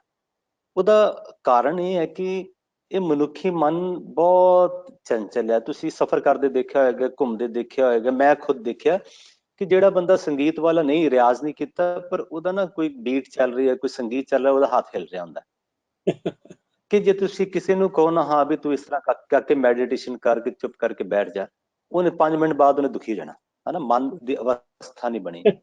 ਸੰਗੀਤ ਐਸੀ ਚੀਜ਼ ਹੈ, 뮤직 ਐਸੀ ਚੀਜ਼ ਹੈ ਕਿ ਉਹ ਤੁਹਾਨੂੰ ਬਿਲਕੁਲ ਟਿਕਾ ਦਿੰਦਾ ਹੈ। ਕੁਛ ਟਾਈਮ ਨਾ ਤੁਸੀਂ ਬਿਲਕੁਲ ਇੱਕ ਹੋਰ ਹੀ ਦੁਨੀਆ ਵਿੱਚ ਖੋ ਜਾਂਦੇ ਹੋ, ਕਿਉਂਕਿ ਸਾਡਾ ਸਰੀਰ ਅਸਲ ਵਿੱਚ, ਸਾਡੇ ਸਰੀਰ ਦਾ ਜੋ ਅੰਦਰਲਾ ਗਿਆਨ ਵੀ ਆ, ਬਾਹਰਲਾ ਵੀ ਆ, ਸੁਰ ਤਾਲ ਤੇ ਲੈਅ ਨਾਲ ਸੰਬੰਧਿਤ ਹੈ। ਜਿਵੇਂ ਮੰਨ ਲਓ ਮੈਂ ਕਦਮ ਪੁੱਟ ਰਿਹਾ ਜੀ, ਥੋੜੀ ਵੀ ਮੇਰੀ ਲੈਅ ਹਿਲ ਗਈ, ਅੱਗੇ ਪਿੱਛੇ ਹੋ ਗਿਆ, ਮੈਂ ਡਿੱਗ ਜਾਊਂਗਾ, ਹਨਾ। ਉਹ ਬਿਲਕੁਲ ਸਾਰੀ ਸ੍ਰਿਸ਼ਟੀ ਇੱਕ ਸਿਸਟਮ 'ਚ ਸੁਰ ਤਾਲ ਲੈਅ ਨਾਲ ਨਿਬੱਧ ਕੀਤੀ ਹੈ ਗੁਰੂ ਸਾਹਿਬ ਨੇ, ਜਾਂ ਮਤਲਬ ਉਸ ਈਸ਼ਵਰ ਨੇ, ਵਾਹਿਗੁਰੂ ਨੇ। ਤੇ ਸਰ ਇਸ ਕਰਕੇ ਜਿੰਨੇ ਵੀ ਪੀਰ ਪੈਗੰਬਰ ਗੁਰੂ ਜਨ ਹੋਏ ਨੇ, ਭਗਤ ਜਨ ਹੋਏ ਨੇ, ਉਹਨਾਂ ਨੇ ਸੰਗੀਤ ਨੂੰ ਆਧਾਰ ਜ਼ਿਆਦਾਤਰ ਬਣਾਇਆ ਕਿ ਇਹ ਮਨ ਜਿਹੜਾ ਆ ਇਹ ਬਹੁਤ ਚੰਚਲ ਆ, ਪਰ ਸੰਗੀਤ ਨਾਲ ਜਲਦੀ ਜੁੜ ਜਾਂਦਾ ਹੈ। ਮਨ ਕੀ ਹੈ, ਜਦੋਂ ਤੁਸੀਂ ਸੁਣਦੇ ਹੋ ਤੇ ਤੁਹਾਡਾ ਮਨ ਜੁੜਦਾ, ਹਨਾ। ਜਦੋਂ ਤੁਹਾਡਾ ਸਰੀਰ ਇਕਾਗਰ ਹੁੰਦਾ ਹੈ ਤੇ ਉਹਨੂੰ ਕੀ ਚਾਹੀਦਾ? ਇੱਕ ਸ਼ਬਦ। ਸ਼ਬਦ ਅਦ੍ਰਿਸ਼ਟ ਅਗੋਚਰ, ਜਿਹੜਾ ਦਿਖਾਈ ਨਹੀਂ ਦਿੰਦਾ, ਪਕੜ ਚ ਨਹੀਂ ਆ, ਉਹਨੂੰ ਮਹਾਰਾਜ ਕਹਿੰਦੇ ਨੇ ਪਕੜਿਆ ਗੁਰ ਸ਼ਬਦੀ। ਉਸ ਸ਼ਬਦ ਰਾਹੀਂ ਉਹ ਪਕੜਿਆ ਜਾਂਦਾ ਹੈ। ਜਿਹੜੀ ਤੁਹਾਡੀ ਅੰਦਰਲੀ ਅਵਸਥਾ ਹੈ ਉਹਦੀ ਮਤਲਬ ਪਹੁੰਚਣਾ ਤੇ ਆਪਾਂ ਅੰਦਰ ਹੀ ਹੈ ਨਾ। ਕਿਸੇ ਵੀ ਤੁਸੀਂ ਮਤਲਬ ਅਭਿਆਸੀ ਨੂੰ ਪੁੱਛੋ, ਕਿਸੇ ਵੀ ਕਥਾਵਾਚਕ ਨੂੰ, ਕਿਸੇ ਧਰਮ ਦੇ ਪੁੱਛੋ, ਉਹਦਾ ਇੱਕ ਹੀ ਮੰਤਵ ਹੁੰਦਾ ਕਿ ਤੁਸੀਂ ਬਾਹਰੋਂ ਅੰਤਰਮੁਖੀ ਕਿਵੇਂ ਹੋਣਾ ਹੈ, ਅੰਤਰਮੁਖੀ ਕਿਵੇਂ ਹੋਣਾ ਹੈ। ਜੋ ਬਾਹਰ ਸਾਰਾ ਦਿਸਦਾ ਹੈ ਸਭ ਝੂਠ ਹੈ, ਹਨਾ, ਝੂਠਾ ਪਾਤ ਸਾਰਾ ਹੈ। ਜਦੋਂ ਤੁਸੀਂ ਅੰਤਰਮੁਖੀ ਹੋ ਜਾਂਦੇ ਹੋ, ਸੱਚਾ ਲੱਗਣ ਲੱਗ ਪੈਂਦਾ। ਸਹੀ ਹੈ। ਇਹ ਸਾਡੀ ਆਸਾ ਦੀ ਵਾਰ ਦੇ ਵਿੱਚ ਇਹ ਬਿਲਕੁਲ ਮਹਾਰਾਜ ਕਹਿੰਦੇ ਨੇ, ਕੂੜ ਰਾਜਾ ਕੂੜ ਪ੍ਰਜਾ ਕੂੜ ਸਭ ਸੰਸਾਰ, ਸਭ ਕੁਝ ਝੂਠ ਹੈ। ਇੱਕ ਪਾਸੇ ਗੁਰੂ ਸਾਹਿਬ ਕਹਿੰਦੇ ਸੱਚੇ ਤੇਰੇ ਖੰਡ, ਸੱਚੇ ਬ੍ਰਹਮਣ, ਸੱਚੇ ਤੇਰੇ ਲੋਕ। ਉਹੀ ਚੀਜ਼ ਇਸ ਤਰ੍ਹਾਂ ਚੇਂਜ ਕਰਤੀ। ਉਹਦਾ ਮੰਤਵ ਹੈ ਜਿੰਨਾ ਚਿਰ ਸਾਨੂੰ ਅੰਦਰਲਾ ਗਿਆਨ ਨਹੀਂ, ਸਾਨੂੰ ਬਿਲਕੁਲ ਇੱਕ ਸਭ ਕੁਝ ਝੂਠ ਹੈ, ਅਸੀਂ ਇਹਨੂੰ ਸੱਚਾ ਸਮਝਦੇ ਹਾਂ। ਜਦੋਂ ਅੰਦਰਲਾ ਗਿਆਨ ਹੋ ਜੇ, ਫਿਰ ਕੁਦਰਤ ਦੀ ਕਾਇਨਾਤ ਦਾ ਮਜ਼ਾ, ਕਿ ਜੋ ਕੁਦਰਤ ਨੇ ਬਣਾਇਆ ਵਾਹਿਗੁਰੂ ਨੇ, ਤਾਂ ਸਭ ਠੀਕ ਹੈ। ਸਾਨੂੰ ਸਮਝ ਨਹੀਂ ਆ ਰਹੀ, ਉਹ ਡਿਫਰੈਂਟ ਵੇ ਹੈ, ਹਨਾ। ਅਸੀਂ ਉਹਦੇ ਪਕੜ ਦੇ ਵਿੱਚ ਆ ਗਏ ਹਾਂ। ਉਹ ਅਸੀਂ ਇੱਕ ਲੋੜ ਨੂੰ ਅਸੀਂ ਬਹੁਤ ਵੱਡਾ ਵਧਾ ਲਿਆ, ਲੋੜ ਨੂੰ ਵੱਡਾ ਵਧਾ ਲਿਆ, ਉਹਦੇ ਨਾਲ ਤ੍ਰਿਸ਼ਨਾ ਬਣ ਜਾਂਦੀ ਹੈ, ਵਾਸ਼ਨਾਵਾਂ ਬਣ ਜਾਂਦੀਆਂ, ਕਾਮਨਾਵਾਂ ਬਣ ਜਾਂਦੀਆਂ। ਜੇ ਗ੍ਰਸਥ ਜੀਵਨ ਦੇ ਵਿੱਚ ਜਿੰਨੇ ਭਗਤ ਜਨ ਗੁਰੂ ਜਨ ਸਭ ਗ੍ਰਸਥੀ ਹੋਏ ਨੇ ਹਨਾ ਜ਼ਿਆਦਾਤਰ, ਉਹਨਾਂ ਨੇ ਕੀ ਆਪਣੀਆਂ ਭਾਵਨਾਵਾਂ ਨੂੰ ਕੰਟਰੋਲ ਰੱਖਿਆ, ਲੋੜ ਅਨੁਸਾਰ ਆਪਣਾ ਜੀਵਨ ਬਤੀਤ ਕੀਤਾ, ਜ਼ਿਆਦਾ ਸਮਾਂ ਉਹਨਾਂ ਨੇ ਮੈਡੀਟੇਸ਼ਨ ਭਜਨ ਬੰਦਗੀ ਲਈ ਕੀਤਾ। ਤੇ ਜੋ ਗੁਰਮਤ ਸੰਗੀਤ ਹੈ, ਕਲਾਸੀਕਲ ਸੰਗੀਤ ਤੇ ਗੁਰਮਤ ਸੰਗੀਤ, ਤੁਸੀਂ ਕਿਸੇ ਵੀ ਲਾਈਟ ਜੋ ਗਾ ਰਹੇ ਨੇ, ਗਜ਼ਲ ਗਾ ਰਹੇ, ਗੀਤ ਗਾ ਰਹੇ, ਕੋਈ ਵੀ ਹੈ ਤੁਹਾਡੀ ਮਤਲਬ ਫੀਲਡ ਦੇ, ਆਪਾਂ ਦੇਖੇ ਕਿ ਜ਼ਿਆਦਾਤਰ ਉਹ ਕਿਸੇ ਕਲਾਸੀਕਲ ਉਸਤਾਦ ਤੋਂ ਹੀ ਸਿੱਖ ਰਹੇ ਹੁੰਦੇ ਨੇ। ਉਹਨਾਂ ਨੇ ਜਿਹੜਾ ਉਸਤਾਦ ਧਾਰਨ ਕੀਤਾ ਹੁੰਦਾ, ਉਹ ਜਿਹਨੂੰ ਕਲਾਸੀਕਲ ਬੇਸ ਉਹਨਾਂ ਦਾ ਕਲਾਸੀਕਲੀ ਬਣਦਾ ਹੈ। ਕਲਾਸੀਕਲ ਬੇਸ ਤੋਂ ਬਾਅਦ ਉਹਨਾਂ ਦੀ ਗਾਇਕੀ ਸਟਰੋਂਗ ਹੋ ਜਾਂਦੀ ਹੈ, ਬਹੁਤ ਮਤਲਬ ਸੁਰ ਤਾਲ ਲੈ ਦੇ ਵਿੱਚ ਪਰਪੱਕਤਾ ਆ ਜਾਂਦੀ ਹੈ, ਉਹਨਾਂ ਦਾ ਜੋ ਫਲੋ ਬਹੁਤ ਈਜ਼ੀ ਹੋ ਜਾਂਦਾ ਹੈ ਨਾ। ਸਾਡੇ ਵਰਗਿਆਂ ਨੂੰ ਜ਼ੋਰ ਲੱਗਦਾ, ਉਹਨਾਂ ਦਾ ਜ਼ੋਰ ਨਹੀਂ ਲੱਗਦਾ ਕਿਉਂਕਿ ਬੇਸ ਬਣ ਚੁੱਕਾ ਹੈ। ਜਿਹੜਾ ਬੇਸ ਬਣਾਉਣ ਲਈ ਇੱਕ ਦੁਨਿਆਵੀ ਗਲੇ ਨੂੰ ਤਿਆਰ ਕਰਨ ਲਈ ਇੱਕ ਕਲਾਸੀਕਲ ਬੇਸ ਹੈ, ਇਸੇ ਤਰ੍ਹਾਂ ਜੋ ਅੰਦਰਲਾ ਇੱਕ ਪਲੇਟਫਾਰਮ ਤਿਆਰ ਕਰਨ ਲਈ ਸਾਨੂੰ ਸ਼ਬਦ ਦਿੱਤਾ, ਗੁਰਬਾਣੀ ਦਿੱਤਾ, ਉਹਨੂੰ ਅਸੀਂ ਆਪਾਂ ਜਿਹੜਾ ਪ੍ਰੋਜੈਕਟ ਕੀਤਾ ਸ਼ਬਦ ਨਾਦ। ਸ਼ਬਦ ਨਾਦ, ਨਾਦ ਸੰਗੀਤ ਹੈ ਤੇ ਸ਼ਬਦ, ਇਹ ਦੋ ਸਾਡੇ ਮੇਨ ਪੁਆਇੰਟ ਹੈ। ਇਸ ਕਰਕੇ ਜੋ ਗੁਰਮਤ ਸੰਗੀਤ ਹੈ ਉਹਦਾ ਇੱਕੋ ਇੱਕ ਮੰਤਵ ਹੈ, ਗੁਰੂ ਜਨਾਂ ਨੇ, ਭਗਤ ਜਨਾਂ ਨੇ, ਧੰਨ ਗੁਰੂ ਗ੍ਰੰਥ ਸਾਹਿਬ ਦੇ ਵਿੱਚ ਸਾਰੇ ਹੀ ਜ਼ਿਆਦਾਤਰ ਧਰਮਾਂ ਦੇ ਭਗਤ ਨੇ, ਸਭ ਨੂੰ ਸਾਂਝਾ ਕਰਕੇ ਜੋ ਉਹਨਾਂ ਨੇ ਸੱਚ ਲਿਖਿਆ ਹੈ, ਜੋ ਧੁਰੋਂ ਆਇਆ, ਉਹ ਸਾਰਾ ਗੁਰੂ ਗ੍ਰੰਥ ਸਾਹਿਬ ਵਿੱਚ ਗੁਰੂ ਸਾਹਿਬਾਨ ਨੇ ਵੱਡਾ ਦਿਲ ਕਰਕੇ, ਬਹੁਤ ਮਹਾਨਤਾ, ਉੱਪਰ ਉਪਕਾਰੀ, ਉਹ ਮਨੁੱਖਤਾ ਦੇ ਗੁਰੂ ਨੇ, ਕਿਸੇ ਇੱਕ ਦੇ ਗੁਰੂ ਨਹੀਂ ਹੈ ਨਾ। ਗੁਰੂ ਨਾਨਕ ਸਾਹਿਬ ਸਾਰੀ ਮਨੁੱਖਤਾ ਦੇ ਸਾਂਝੇ, ਕਾਇਨਾਤ ਦੇ ਉਹ ਮੁਰਸ਼ਦ ਨੇ, ਹਰ ਧਰਮ ਦੇ ਸੰਗਤ ਜਿਹੜੇ ਉਹਨਾਂ ਨੂੰ, ਹਰ ਧਰਮ ਦੇ ਜਿਹੜੇ ਪੀਰ ਪੈਗੰਬਰ ਨੇ ਉਹਨਾਂ ਦਾ ਸਤਿਕਾਰ ਕਰਦੇ ਆ, ਸੰਗਤ ਸਤਿਕਾਰ ਕਰਦੇ ਗੁਰੂ ਸਾਹਿਬਾਨਾਂ ਦਾ, ਕਿਉਂਕਿ ਜੋ ਗੁਰੂ ਗ੍ਰੰਥ ਸਾਹਿਬ ਮਹਾਰਾਜ ਦਾ ਮੰਤਵ ਹੈ ਉਹ ਸਾਰੀ ਮਨੁੱਖਤਾ ਲਈ ਸਾਂਝਾ ਹੈ, ਕਿਸੇ ਇੱਕ ਲਈ ਨਹੀਂ, ਸਾਰਿਆਂ ਲਈ ਸਾਂਝਾ ਹੈ ਕਿ ਤੁਸੀਂ ਚੰਗੇ ਕਰਮ ਕਰੋ ਤੇ ਇਹ ਤੁਹਾਨੂੰ ਸ਼ੁਭ ਗੁਣ ਮਿਲਣਗੇ, ਤੁਸੀਂ ਮਾੜੇ ਕਰਮ ਕਰੋਗੇ ਤੁਹਾਡਾ ਉਹਦਾ ਭੁਗਤਾਨ ਹੈ। ਗੁਰਮਤਿ ਸੰਗੀਤ ਵਿੱਚ ਜੇ ਮੈਂ ਤੁਹਾਡੇ ਨਾਲ ਕੰਮ ਕਰਕੇ ਸਿੱਖਿਆ ਕਿ ਸਾਡੇ ਗੁਰੂਆਂ ਨੇ ਸਾਨੂੰ ਰਾਗ ਦਿੱਤੇ ਨੇ, ਮਿਸ਼ਰਿਤ ਰਾਗ ਦਿੱਤੇ ਨੇ, ਸ਼ੁੱਧ ਰਾਗ ਦਿੱਤੇ ਨੇ ਤੇ ਤਾਲਾਂ ਦਿੱਤੀਆਂ ਨੇ। ਸਰ ਉਹਦੇ ਬਾਰੇ ਥੋੜਾ ਗੱਲ ਕਰੀਏ ਕਿ ਉਹ ਸਾਨੂੰ ਕਿਸ ਤਰ੍ਹਾਂ ਖਿੱਚਦਾ ਹੈ ਅਧਿਆਤਮਿਕਤਾ ਦੀ ਤਰਫ, ਧਿਆਨ ਦੀ ਤਰਫ, ਉਹਦਾ ਕੀ ਸਾਡੇ ਲਾਈਫ ਵਿੱਚ ਇੰਪੋਰਟੈਂਸ ਹੋ ਜਾਂਦੀ ਹੈ ਇਸ ਦੀ। ਹਾਂਜੀ, ਸ੍ਰੀ ਗੁਰੂ ਗ੍ਰੰਥ ਸਾਹਿਬ ਦੇ ਵਿੱਚ ਸਰ ਆਪਾਂ ਹੁਣ ਪ੍ਰੋਜੈਕਟ ਕੀਤੇ ਨੇ, ਪਹਿਲਾਂ ਆਪਾਂ ਵਿਰਾਸਤ-ਏ ਖਾਲਸਾ ਸੈਕੰਡ ਫੇਜ਼ ਕੀਤਾ, ਫਿਰ ਹਰਿਮੰਦਰ ਸਾਹਿਬ ਜੀ ਦੀ, ਅੰਮ੍ਰਿਤਸਰ ਸਾਹਿਬ ਦੀ ਵਾਕ ਥਰੂ ਗੈਲਰੀ ਤੁਹਾਡਾ ਸਾਰਾ ਪ੍ਰੋਜੈਕਟ ਸੀ ਤੇ ਮੈਂ ਕੰਪੋਜ਼ਰ ਤੇ ਆਪਾਂ ਰਿਕਾਰਡਿੰਗ ਸਾਰੀਆਂ ਕੀਤੀ ਨਾ। ਤੁਸੀਂ ਉਹਦੇ ਵਿੱਚ ਮਹਿਸੂਸ ਕੀਤਾ ਹੋਊਗਾ ਕਿ ਜਿੰਨਾ ਵੀ ਕੀਰਤਨੀਆਂ ਨੇ ਆਣ ਕੇ ਗਾਇਆ ਹਨਾ, ਸ਼ਬਦ ਗਾਇਨ ਕੀਤੇ ਆ, ਸੁਰ ਤਾਲ ਲੈ ਦੇ ਪਰਪੱਕਤਾ ਦੇ ਵਿੱਚ ਸੀ, ਧਨੀ ਸੀ। ਤੇ ਕਲਾਸੀਕਲ ਜਿਹੜਾ ਗੁਰਮਤ ਸੰਗੀਤ ਹੈ ਜਾਂ ਗੁਰੂ ਸਾਹਿਬਾਂ ਨੇ ਜੇ ਰਾਗ, ਤੁਹਾਨੂੰ ਜਿਹੜਾ ਪਹਿਲਾਂ ਮੈਂ ਸ਼ੁਰੂ ਕੀਤਾ ਕਿ ਰਾਗ ਇੱਕ ਅਨੁਸ਼ਾਸਨ ਹੈ, ਇੱਕ ਡਿਸਿਪਲਿਨ ਹੈ। ਰਾਗ ਇੱਕ ਰੂਹ ਦੀ, ਆਤਮਾ ਦੀ ਆਵਾਜ਼ ਹੈ। ਰਾਗ ਦਾ ਸ਼ਬਦੀ ਅਰਥ ਹੈ ਪ੍ਰੇਮ। ਹੁਣ ਇਹ ਬਿਲਕੁਲ ਫਾਈਨਲ ਹੈ, ਗੁਰੂ ਗੋਬਿੰਦ ਸਿੰਘ ਮਹਾਰਾਜ ਜੀ ਨੇ ਜੋ ਸਿੱਖ ਧਰਮ ਦੇ 10ਵੇਂ ਗੁਰੂ ਨੇ, ਉਹਨਾਂ ਨੇ ਫਾਈਨਲ ਕੀਤਾ ਕਿ ਸਾਚ ਕਹੋ ਸੁਨ ਲੇਹੋ ਸਬੈ, ਜਿਨ ਪ੍ਰੇਮ ਕੀਓ ਤਿਨ ਹੀ ਪ੍ਰਭ ਪਾਇਓ। ਹੁਣ ਗੱਲ ਸਿਰਫ ਇੰਨੀ ਆ ਪ੍ਰੇਮ ਦੀ, ਜੇ ਸੰਗੀਤ ਤੁਹਾਡੇ ਅੰਦਰੋਂ ਪ੍ਰੇਮ ਉਪਜਦਾ ਹਨਾ, ਹੱਠ ਯੋਗ ਨਾਲ ਛੇਤੀ ਮਿਲਾਪ ਨਹੀਂ ਹੁੰਦਾ। ਪ੍ਰੇਮਾ ਯੋਗ, ਪ੍ਰੇਮ ਯੋਗ ਉਹ ਆ ਕਿ ਜਿਹਦੇ ਵਿੱਚ ਤੁਹਾਡੇ ਅੰਦਰ ਬੈਰਾਗ ਹੀ ਬੈਰਾਗ ਹੈ ਤੇ ਮੁਰਸ਼ਦ ਨੂੰ ਇਹ ਚਾਹੀਦਾ। ਉਹਦੇ ਵਿੱਚ ਪ੍ਰੀਖਿਆਵਾਂ ਵੀ ਹੁੰਦੀਆਂ ਨੇ ਭਗਤਾਂ ਦੀਆਂ ਨਾ, ਆਪਾਂ ਹਿਸਟਰੀ ਪੜ੍ਹਦੇ ਹਾਂ, ਆਪਾਂ ਦੇਖਦੇ ਹਾਂ, ਪਰ ਪ੍ਰੇਮ ਐਸੀ ਚੀਜ਼ ਹੈ ਕਿ ਮੁਰਸ਼ਦ ਦੂਰੋਂ ਦੂਰੋਂ ਆ ਕੇ ਆਪਣੇ ਭਗਤ ਵੱਲ ਪਹੁੰਚ ਜਾਂਦਾ ਹੈ। ਤੁਸੀਂ ਕਿਸੇ ਵੀ ਹਿਸਟਰੀ 'ਚ ਪੜ੍ਹ ਲਓ ਨਾ, ਕਿਸੇ ਵੀ ਧਰਮ ਦੀ, ਜਿੱਥੇ ਉਹਨੂੰ ਮਤਲਬ ਪ੍ਰੇਮ ਵਾਲਾ ਦਿਸਿਆ, ਉਹ ਮੁਰਸ਼ਦ ਉੱਥੇ ਖਿੱਚ ਕੇ ਹੌਲੀ ਹੌਲੀ ਪਹੁੰਚ ਗਏ। ਪ੍ਰੇਮ ਦੇ ਵਿੱਚ ਇੱਕ ਬਹੁਤ ਖਿੱਚ ਹੈ। ਪ੍ਰੇਮ ਦਾ ਅਰਥ ਹੈ ਪਰੇ, ਪਰੇ ਮੈਂ, ਪਰੇ ਉਹਨੂੰ ਤੋੜ ਦੋ ਅਕਸਰ ਨੂੰ, ਪ੍ਰੇਮ ਨੂੰ, ਪਰੇ ਮੈਂ ਤੋਂ ਪਰੇ। ਸਾਡੇ ਅੰਦਰ ਮੈਂ ਆ, ਮੈਂ ਕੀਤਾ, ਮੈਂ ਇਹ ਕੀਤਾ, ਮੈਂ ਕੀਤਾ। ਮੁਰਸ਼ਦ ਚਾਹੁੰਦਾ ਨਹੀਂ ਤੂੰ ਕੁਛ ਨਹੀਂ ਕੀਤਾ, ਤੂੰ ਕੌਣ ਹੁੰਦਾ ਕਰਨ ਵਾਲਾ ਹਨਾ। ਉਹ ਤੇ ਈਸ਼ਵਰ ਆ ਤੇਰੇ ਤੋਂ ਸਾਰਾ ਕੁਝ। ਜੇ ਚੰਗੇ ਗੁਣ ਕਰ ਰਿਹਾ ਈਸ਼ਵਰ ਆ, ਤੈਨੂੰ ਸਮਝ ਵੀ ਈਸ਼ਵਰ ਨੇ ਦਿੱਤੀ। ਜੇ ਮਾੜੇ ਕਰਮ ਕਰ ਰਿਹਾ ਤੈਨੂੰ ਸਮਝ ਹੈ ਕਿ ਨਹੀਂ ਕਰਨਾ ਨਾ। ਨਰ ਅਚੇਤ, ਗੁਰੂ ਤੇਗ ਬਹਾਦਰ ਮਹਾਰਾਜ ਕਹਿੰਦੇ ਨੇ, ਨਰ ਅਚੇਤ ਪਾਪ ਤੇ ਡਰ ਰਹੇ ਹਨਾ। ਗੁਰੂ ਸਾਹਿਬਾਂ ਨੇ ਤੁਹਾਨੂੰ ਸਮਝ ਦੇ ਦਿੱਤੀ। ਇਸ ਕਰਕੇ ਜਿਹੜਾ ਬੰਦਾ ਭਗਤ ਆ ਉਹ ਵੀ ਬੰਦ ਕਮਰੇ 'ਚ ਭਗਤੀ ਕਰਦਾ, ਜਿਹੜਾ ਮਾੜੇ ਕਰਮ ਕਰਦਾ ਉਹ ਵੀ ਬੰਦ ਕਮਰੇ 'ਚ ਹੋ ਜਾਂਦਾ ਹਨਾ। ਪਤਾ ਉਹਨੂੰ ਆ ਕਿ ਇਹ ਗਲਤ ਹੈ, ਇਸ ਕਰਕੇ ਉਹ ਬੰਦ ਕਮਰੇ 'ਚ ਚਲੇ ਜਾਂਦਾ ਹਨਾ, ਜਾਂ ਚੋਰੀ ਕਰਦਾ, ਹਨੇਰੇ 'ਚ ਕਰਦਾ, ਮਤਲਬ ਕੋਈ ਦੇਖੇ ਨਾ ਮੈਨੂੰ। ਇਸ ਕਰਕੇ ਜਿਹੜਾ ਭਗਤ ਆ ਨਾਮ ਜਪਣ ਵਾਲਾ, ਉਹਨੂੰ ਵੀ ਹੁੰਦਾ, ਉਹਨੂੰ ਇਹ ਹੁੰਦਾ ਕਿ ਮੈਨੂੰ ਕੋਈ ਦੇਖੇ ਨਾ। ਉਹ ਸਾਡਾ ਮਨ ਕਰਦਾ ਸਾਨੂੰ ਕੋਈ ਦੇਖੇ, ਅਸੀਂ ਆਹ ਕੀਤਾ ਹਨਾ, ਕਿ ਲੋਕੀ ਦੇਖਣ ਮੈਂ ਅੱਛਾ ਗਾ ਰਿਹਾ, ਲੋਕੀ ਦੇਖਣ ਮੇਰਾ ਕੋਠੀ ਵੱਡੀ ਹੈ, ਲੋਕੀ ਦੇਖਣ ਮੇਰੀ ਕਾਰ ਵੱਡੀ ਹੈ। ਜਿਹੜੇ ਰੱਬ ਦੇ ਪਿਆਰੇ ਉਹ ਕਹਿੰਦਾ, ਉਹ ਫਿਰ ਗੁਰੂ ਗ੍ਰੰਥ ਸਾਹਿਬ ਵਿੱਚ ਇੱਕ ਬੜਾ ਪਿਆਰਾ ਸ਼ਬਦ ਹੈ ਸਰ, ਮੋਕੋ ਕੋਈ ਨਾ ਜਾਣਤ, ਮੋਕੋ ਕੋਈ ਨਾ ਜਾਣਤ ਕਹੀਏ ਦਾਸ ਤੁਮਾਰਾ, ਕਿ ਮੈਂ ਸਿਰਫ ਤੇਰਾ ਦਾਸ ਹੈ, ਮੈਨੂੰ ਕੋਈ ਜਾਣੇ ਨਾ, ਮੈਨੂੰ ਸਿਰਫ ਤੂੰ ਜਾਣ, ਮੈਂ ਤੇਰੇ ਨਾਲ ਪ੍ਰੇਮ ਕਰਨਾ ਚਾਹੁੰਦਾ, ਤੂੰ ਮੈਨੂੰ ਅਪਣਾ ਲੈ, ਹਨਾ। ਅਸੀਂ ਕਹਿ ਦਿੰਦੇ ਹਾਂ ਗੁਰੂ ਨਾਨਕ ਸਾਹਿਬ ਮੇਰੇ ਨੇ, ਅਸੀਂ ਕਹਿ ਦਿੰਦੇ ਹਾਂ ਮੇਰਾ ਮੁਰਸ਼ਦ ਮੇਰਾ। ਗੱਲ ਸਰ ਉਦੋਂ ਬਣਦੀ ਹੈ ਜਦੋਂ ਗੁਰੂ ਕਵੇ ਕਿ ਮੇਰਾ ਸ਼ਿਸ਼ ਹੈ, ਅਸੀਂ ਜੋ ਮਰਜ਼ੀ ਕਹੀ ਜਾਈਏ। ਹੁਣ ਮੈਂ ਨਾ ਇੱਕ ਇੰਟਰਵਿਊ ਸੁਣੀ ਸੀ ਪੰਡਿਤ ਭੀਮ ਸੈਨ ਜੋਸ਼ੀ ਜੀ ਦੀ, ਤੇ ਉਹ ਕਿਸੇ ਨੇ ਉਹਨਾਂ ਨੇ ਕੁਐਸਚਨ ਕੀਤਾ ਕਿ ਤੁਹਾਡੇ ਕਿੰਨੇ ਸ਼ਿਸ਼ ਨੇ, ਉਹ ਤੇ ਉਹਨਾਂ ਨੇ ਕਿਹਾ ਕਿ ਮੇਰੇ ਹਿਸਾਬ ਨਾਲ ਇਹ ਸ਼ਿਸ਼ ਨੇ, ਕਹਿਣ ਨੂੰ ਕੋਈ ਜਿੰਨਾ ਮਰਜ਼ੀ ਕਹੀ ਜਾਵੇ। ਹੁਣ ਅਸੀਂ ਇੱਕ ਦਿਨ ਕਲਾਸ ਲਗਾ ਕੇ ਵੀ ਕਹਿ ਦਿੰਦੇ ਹਾਂ ਨਾ ਕਿ ਅਸੀਂ ਸ਼ਿਸ਼ ਹਾਂ, ਉਹ ਜਦੋਂ ਗੁਰੂ ਕਹਿੰਦਾ ਨਾ ਇਹ ਮੇਰਾ ਸ਼ਾਗਿਰਦ ਹੈ, ਉਹ ਦੇਖਦਾ ਕਿ ਹਾਂ ਵੀ ਮੈਂ ਜੋ ਸਿਖਾ ਰਿਹਾ ਉਸ ਲੈਵਲ ਤੇ ਹੈਗਾ, ਤਾਂ ਹੀ ਗੁਰੂ ਕਹੇਗਾ ਇਹ ਮੇਰਾ। ਇਸ ਕਰਕੇ ਜਦੋਂ ਵਾਹਿਗੁਰੂ ਜੀ ਕਹਿੰਦੇ ਮੇਰਾ ਬੱਚਾ ਆ, ਤੇ ਉਸਦਾ ਉਹਦੇ ਲਈ ਸਾਰੇ ਬੱਚੇ ਨੇ, ਪਰ ਕੁਦਰਤੀ ਤੌਰ ਤੇ ਕੁਝ ਜਿਹੜੇ ਅੱਛੇ ਬੱਚੇ ਹੁੰਦੇ ਨੇ ਤੇ ਹਮੇਸ਼ਾ ਵਾਹਿਗੁਰੂ ਦੇ ਜਿਹੜੇ ਭਗਤ ਨੇ ਉਹ ਤੇ ਉਹਦੇ ਪਿਆਰੇ ਹੁੰਦੇ ਨੇ। ਕਹਿੰਦੇ ਨਾ ਮੇਰੀ ਬਾਂਹ ਦੀ ਭਗਤ ਛੁਡਾਵੇ, ਬੰਦ ਦੇ ਭਗਤਾਂ ਛੁੱਟਾ ਮੋਏ। ਕਿ ਜੇ ਮੈਂ ਕਿਸੇ ਨੂੰ ਕਿਹਾ ਨਾ ਇਹ ਨਹੀਂ ਇਹ ਠੀਕ, ਮਤਲਬ ਬੰਦ ਲਿਆ, ਉਹ ਕਹਿੰਦੇ ਭਗਤ ਕਵੇ ਨਾ ਨਹੀਂ ਇਹਨੂੰ ਛੱਡ ਦੋ, ਕਹਿੰਦੇ ਮੈਨੂੰ ਛੱਡਣਾ ਪੈਂਦਾ। ਪਰ ਕਹਿੰਦਾ ਜਿਹਨੂੰ ਭਗਤ ਕਹਿੰਦਾ ਠੀਕ, ਕਹਿੰਦੇ ਵਾਹਿਗੁਰੂ ਕਹਿੰਦਾ, ਈਸ਼ਵਰ ਕਹਿੰਦਾ ਉਹਨੂੰ ਮੈਂ ਵੀ ਨਹੀਂ ਛਡਾ ਸਕਦਾ। ਮਤਲਬ ਭਗਤ ਦੀ ਇੰਨੀ ਵੈਲਿਊ ਉਸ ਈਸ਼ਵਰ ਦੇ ਦਰ ਤੇ। ਇਸ ਕਰਕੇ ਜੋ ਗੁਰਮਤਿ ਸੰਗੀਤ ਹੈ ਸਰ, ਇਹਦਾ ਆਧਾਰ ਜਿਹੜਾ ਹੈ ਉਹ ਰਾਗ ਹੈ। ਰਾਗ ਇੱਕ ਪ੍ਰੇਮ ਹੈ, ਪ੍ਰੇਮ ਦੇ ਵਿੱਚੋਂ ਤੁਹਾਡੇ ਅੰਦਰ ਭਾਵਨਾਵਾਂ ਪੈਦਾ ਹੁੰਦੀਆਂ। ਪ੍ਰੇਮ ਤੁਹਾਨੂੰ ਨਾ ਮੋਮ ਕਰ ਦਿੰਦਾ। ਕੋਮਲ ਚੀਜ਼ ਦੇ ਵਿੱਚ ਤੁਸੀਂ ਸ਼ਬਦ ਨੂੰ ਟਿਕਾ ਸਕਦੇ ਹੋ, ਹਾਰਡ ਚੀਜ਼ ਦੇ ਵਿੱਚ ਤੁਸੀਂ ਕੁਝ ਵੀ ਨਹੀਂ ਕਰ ਸਕਦੇ। ਲੋਹੇ ਨੂੰ ਤਾਂ ਬਹੁਤ ਕੁੱਟਣਾ ਪੈਂਦਾ, ਅੱਗ 'ਚ ਦਿਓ, ਇੱਧਰ ਕਰੋ। ਕੋਮਲ ਚੀਜ਼ ਦੇ ਵਿੱਚ ਤੁਸੀਂ ਸ਼ਬਦ ਨੂੰ ਈਜ਼ੀ ਉਹ ਅੰਦਰ ਚਲੇ ਜਾਂਦਾ ਹੈ। ਜੀ ਸਰ, ਕੋਮਲ ਚੀਜ਼ ਵਿੱਚ ਕੋਈ ਚੀਜ਼ ਟਿਕਾਣਾ ਆਸਾਨ ਹੈ, ਹਾਰਡ ਚੀਜ਼ ਬੜਾ ਔਖਾ ਕੰਮ ਹੈ। ਹਾਂਜੀ, ਬਹੁਤ ਸਹੀ ਹੈ ਸਰ। ਤੇ ਸਰ ਗੁਰਮਤਿ ਸੰਗੀਤ ਦੀ ਜਿਹੜੀ ਵਿਧੀ ਹੈਗੀ, ਜਿਹੜੀ ਉਹਦੀ ਪ੍ਰਕਿਰਿਆ ਹੈਗੀ, ਉਹਦੇ ਬਾਰੇ ਥੋੜਾ ਸਾਨੂੰ ਦੱਸੋਗੇ? ਗੁਰਮਤਿ ਸੰਗੀਤ ਸਰ ਬਿਲਕੁਲ ਪਰਮੇਸ਼ਰ ਦੇ ਵੱਲ ਜਾਣ ਦਾ ਮਾਰਗ ਹੈ। ਗੁਰਮਤਿ ਸੰਗੀਤ ਬਹੁਤ ਸਹਿਜ ਦਾ ਮਾਰਗ ਹੈ। ਸਹਿਜੇ ਗਾਵਿਆ ਥਾਏ ਪਵੈ, ਗੁਰਬਾਣੀ ਵਿੱਚ ਕਿਹਾ ਕਿ ਬਿਲਕੁਲ ਸਹਿਜ ਨਾ ਗਾਓ। ਸਹਿਜੇ ਗਾਵਿਆ ਥਾਏ ਪਵੈ, ਬਿਨ ਸਹਿਜੇ ਕਥਨੀ ਬਾਦ, ਸਹਿਜ ਹੀ ਭਗਤ ਉਪਜੈ, ਸਹਿਜ ਪਿਆਰ ਬੈਰਾਗ।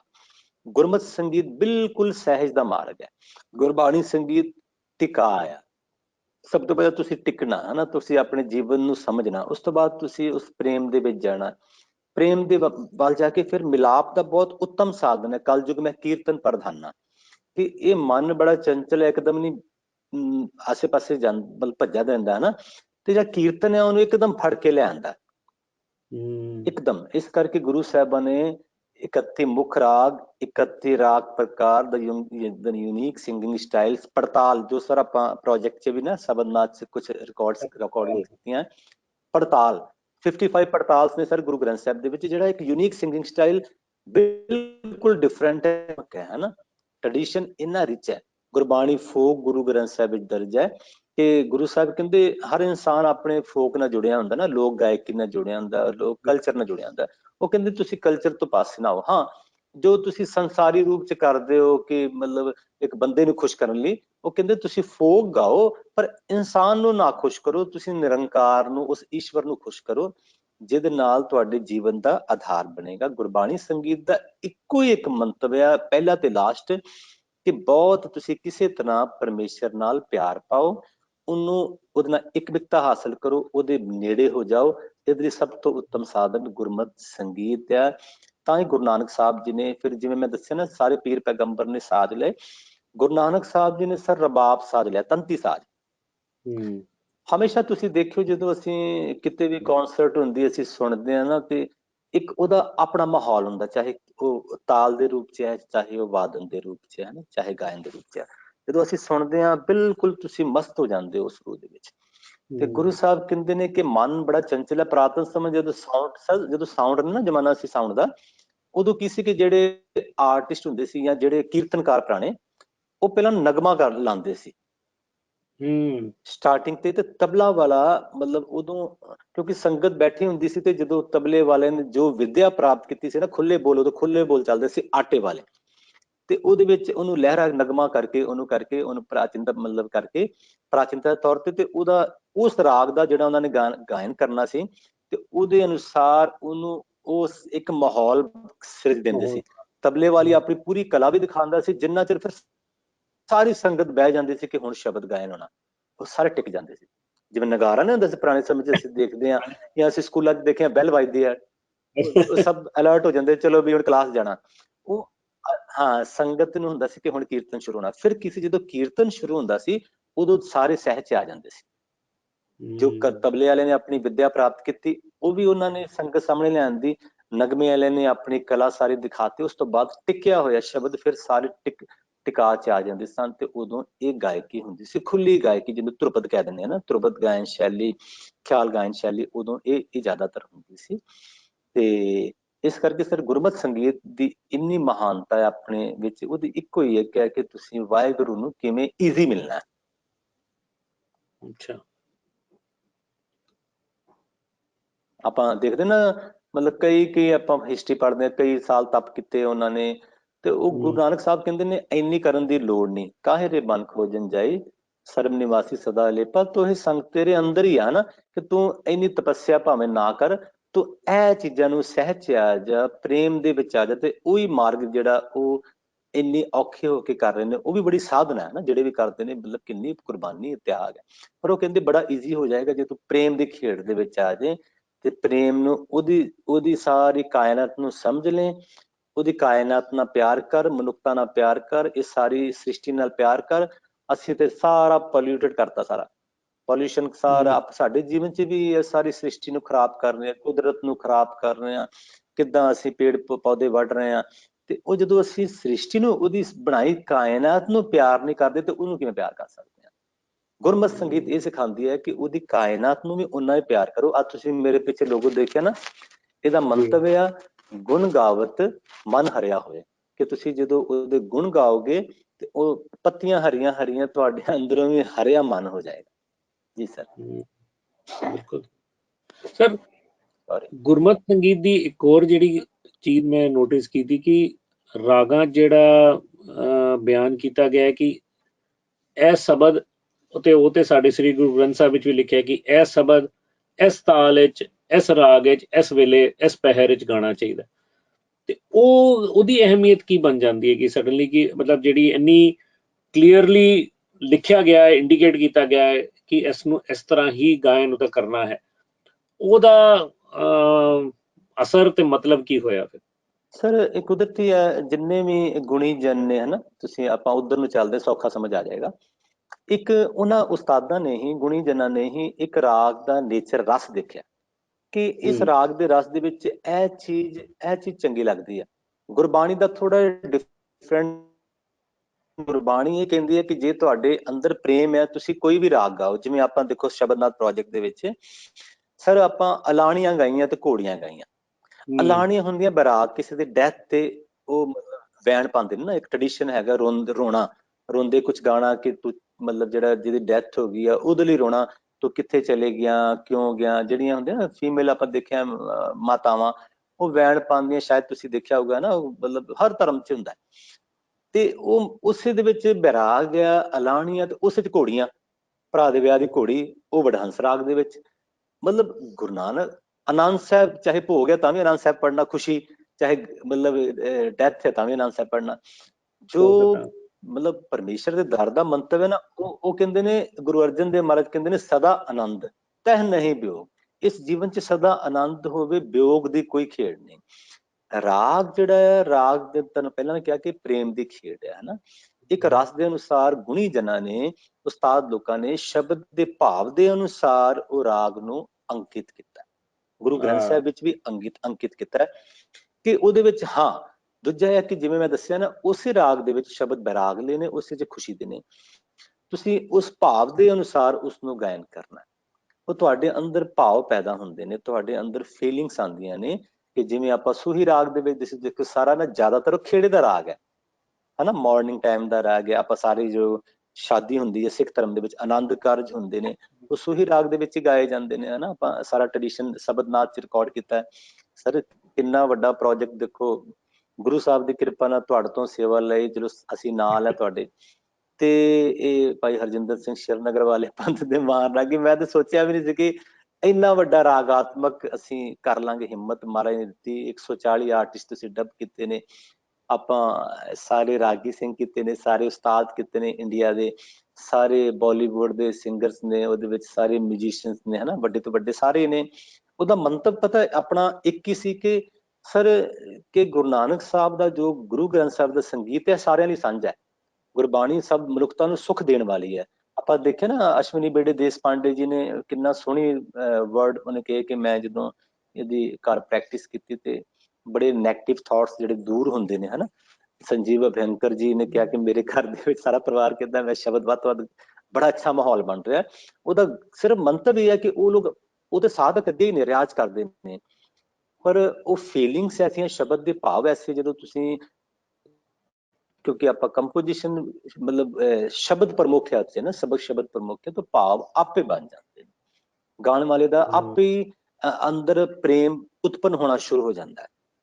ਆਪਾਂ ਆਰਟਿਸਟ ਰੋਂਦੇ ਰੋਂਦੇ ਦੇਖਿਆ ਨਾ ਰਿਕਾਰਡਿੰਗ ਤੇ, ਰੋ ਰਹੇ ਨੇ, ਉਹ ਹੁਣ ਸ਼ਬਦ ਨੇ ਉਹਦੇ ਅੰਦਰ ਭਾਵ ਪੈਦਾ ਕੀਤਾ, ਉਹ ਉਹਦੇ ਅੰਦਰ ਉਹ ਅਸਰ ਕਰ ਰਿਹਾ ਹੈ। ਇੱਕ ਕੁਦਰਤ ਦੀ ਇੱਕ ਵਿਧਾਨ ਹੈ ਕਿ ਰਾਗ ਤੇ ਸ਼ਬਦ ਦੋਵੇਂ ਮਨੁੱਖ ਤੇ ਮਤਲਬ ਕੁਦਰਤੀ ਅਸਰ ਕਰਦੇ ਨੇ, ਤੁਸੀਂ ਨਹੀਂ ਵੀ ਚਾਹੁੰਦੇ ਤਾਂ ਵੀ ਅਸਰ ਕਰਦੇ ਨੇ।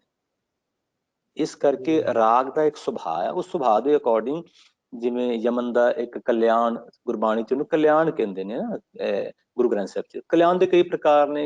ਯਮਨ ਕਲਿਆਣ ਵੀ ਹੋ ਗਏ, ਪੁਰੀ ਆ, ਹਨਾ, ਖੇਮ ਕਲਿਆਣ, ਹੇਮ ਕਲਿਆਣ, ਸਰਸਵਤੀ ਕਲਿਆਣ, ਤੇ ਇਸ ਤਰ੍ਹਾਂ ਸ਼ਾਮ ਕਲਿਆਣ, ਕਈ ਪ੍ਰਕਾਰ ਨੇ। ਤੇ ਕਲਿਆਣ ਦਾ ਮਤਲਬ ਜਿਵੇਂ ਸ਼ਬਦੀ ਸਾਫ਼ ਹੀ ਅਰਥ ਹੈ ਕਿ ਜੀਵਨ ਦਾ ਕਲਿਆਣ ਹੋ ਜਾਣਾ। ਇਸ ਕਰਕੇ ਇਹ ਜਿਹੜੇ ਰਾਗ ਹੈ, ਉਸਤਾਦ ਗੁਣੀ ਜਨਾਂ ਨੇ, ਭਗਤ ਜਨਾਂ ਨੇ ਇਹਨੂੰ ਉਸ ਤਰੀਕੇ ਨਾਲ ਜਦੋਂ ਸੰਪਾਦਿਤ ਕੀਤਾ ਗੁਰੂ ਗ੍ਰੰਥ ਸਾਹਿਬ ਚ ਗੁਰੂ ਅਰਜਨ ਦੇਵ ਮਹਾਰਾਜ ਜੀ ਨੇ, ਤੇ ਉਹਨਾਂ ਨੇ ਸ਼ਬਦ ਦੇ ਭਾਵ, ਜਦੋਂ ਗੁਰੂ ਗ੍ਰੰਥ ਸਾਹਿਬ ਵਿੱਚ ਬਾਣੀ ਇਕੱਠੀ ਹੋਈ, ਸ਼ਬਦ ਦੇ ਭਾਵ ਦੇ ਅਨੁਸਾਰ ਉਹਨਾਂ ਨੇ ਉਹ ਸ਼ਬਦ ਉਸ ਰਾਗ ਨਾਲ ਉਹਨਾਂ ਨੇ ਅੰਕਿਤ ਕਰ ਦਿੱਤੇ। ਜੀ ਸਰ। ਵਾਹ ਸਰ, ਨੇ ਇੱਕ ਹੋਰ ਚੀਜ਼ ਮੈਂ ਧਿਆਨ ਸਾਰਿਆਂ ਨੂੰ ਦੱਸਣਾ ਚਾਹੁੰਦਾ ਸੀ, ਔਰ ਤੁਸੀਂ ਵੀ ਜ਼ਰਾ ਉਸ ਤੇ ਥੋੜੀ ਰੋਸ਼ਨੀ ਪਾ ਸਕਦੇ ਹੋ, ਕਿ ਇਹ ਜਿਹੜੀ ਤੁਸੀਂ ਗੱਲ ਕੀਤੀ ਕਿ ਸ੍ਰੀ ਗੁਰੂ ਗ੍ਰੰਥ ਸਾਹਿਬ ਵਿੱਚ ਗੁਰੂਆਂ ਨੇ ਇੰਨੇ ਸਾਰੇ ਵਿਚਾਰਧਾਰਾ ਦੇ ਲੋਕਾਂ ਦੀ ਬਾਣੀ ਜਿਹੜੀ ਹੈ ਉਹ ਇਕੱਠੀ ਹੈਗੀ, ਭਾਵੇਂ ਕਬੀਰ ਸਾਹਿਬ ਹੋਣ ਤੇ ਨਾਮਦੇਵ ਜੀ ਹੋਣ। ਮਤਲਬ ਇਹ ਜਿਹੜੀ ਚੀਜ਼ ਹੈ, ਜਿਹੜੀ ਭਾਵਨਾ, ਕਿ ਤੁਸੀਂ ਕਿਹਾ ਸ਼ੁਰੂ ਚ ਕਿ ਇਹ ਜਿਹੜਾ ਸ੍ਰੀ ਗੁਰੂ ਗ੍ਰੰਥ ਸਾਹਿਬ ਹੈ ਸਾਰਾ, ਤੇ ਇਹ ਸਾਡਾ ਨਹੀਂ ਹੈਗਾ, ਇਹ ਸਾਂਝਾ ਹੈ।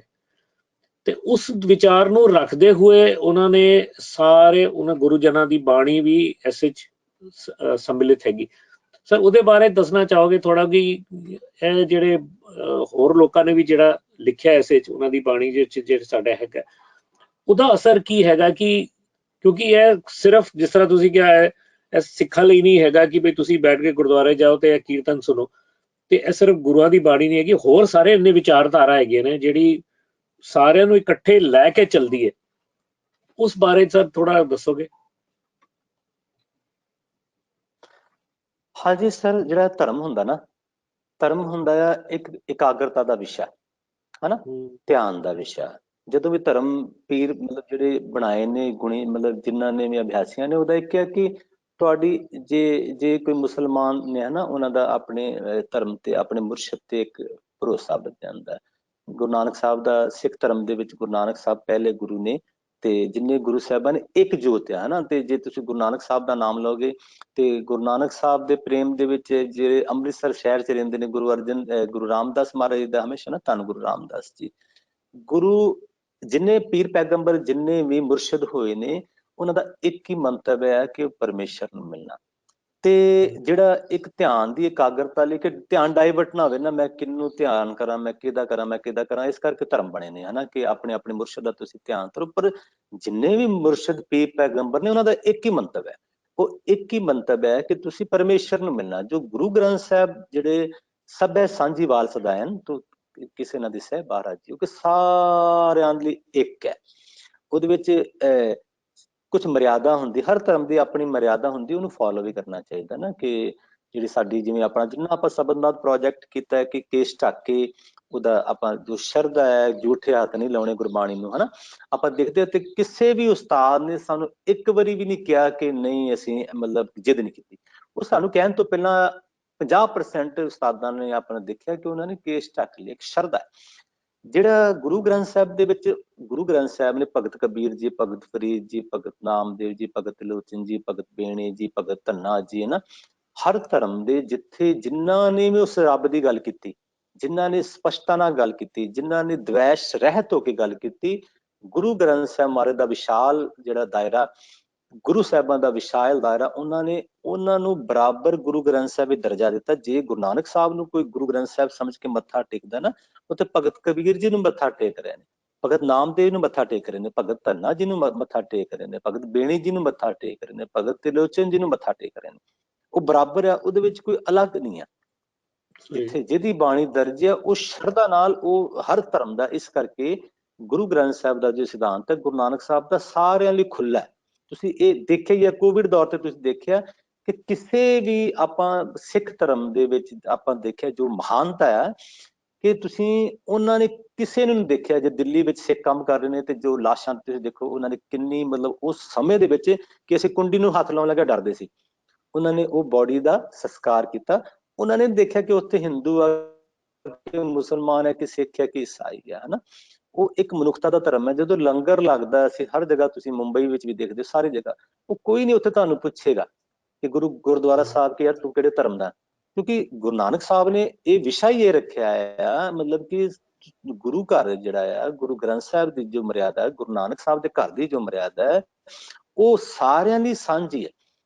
ਇਸ ਕਰਕੇ ਕੋਈ ਵੀ ਉਹਦਾ ਕੀਰਤਨ ਕਰ ਸਕਦਾ, ਮਰਿਆਦਾ ਨੂੰ ਮੁੱਖ ਰੱਖ ਕੇ ਕੋਈ ਵੀ ਉਹਦਾ ਨਾਮ ਜਪ ਸਕਦਾ, ਜਿੰਨੀ ਨਾਮ ਤੇ ਆਇਆ, ਜਿੰਨੀ ਨਾਮ ਤੇ ਆਇਆ। ਜਿਨ੍ਹਾਂ ਨੇ ਨਹੀਂ, ਉਹਦੇ ਵਿੱਚ ਕਿਸੇ ਇੱਕ ਦੀ ਗੱਲ ਨਹੀਂ, ਜਿਨ੍ਹਾਂ ਨੇ ਨਾਮ ਤੇ ਆਇਆ ਗਏ ਮਸਕਤ ਕਾਲ, ਨਾਨਕ ਤੇ ਮੁਖ ਉਜਲੇ ਕੀਤੀ ਛੁੱਟੀ ਨਾਲ।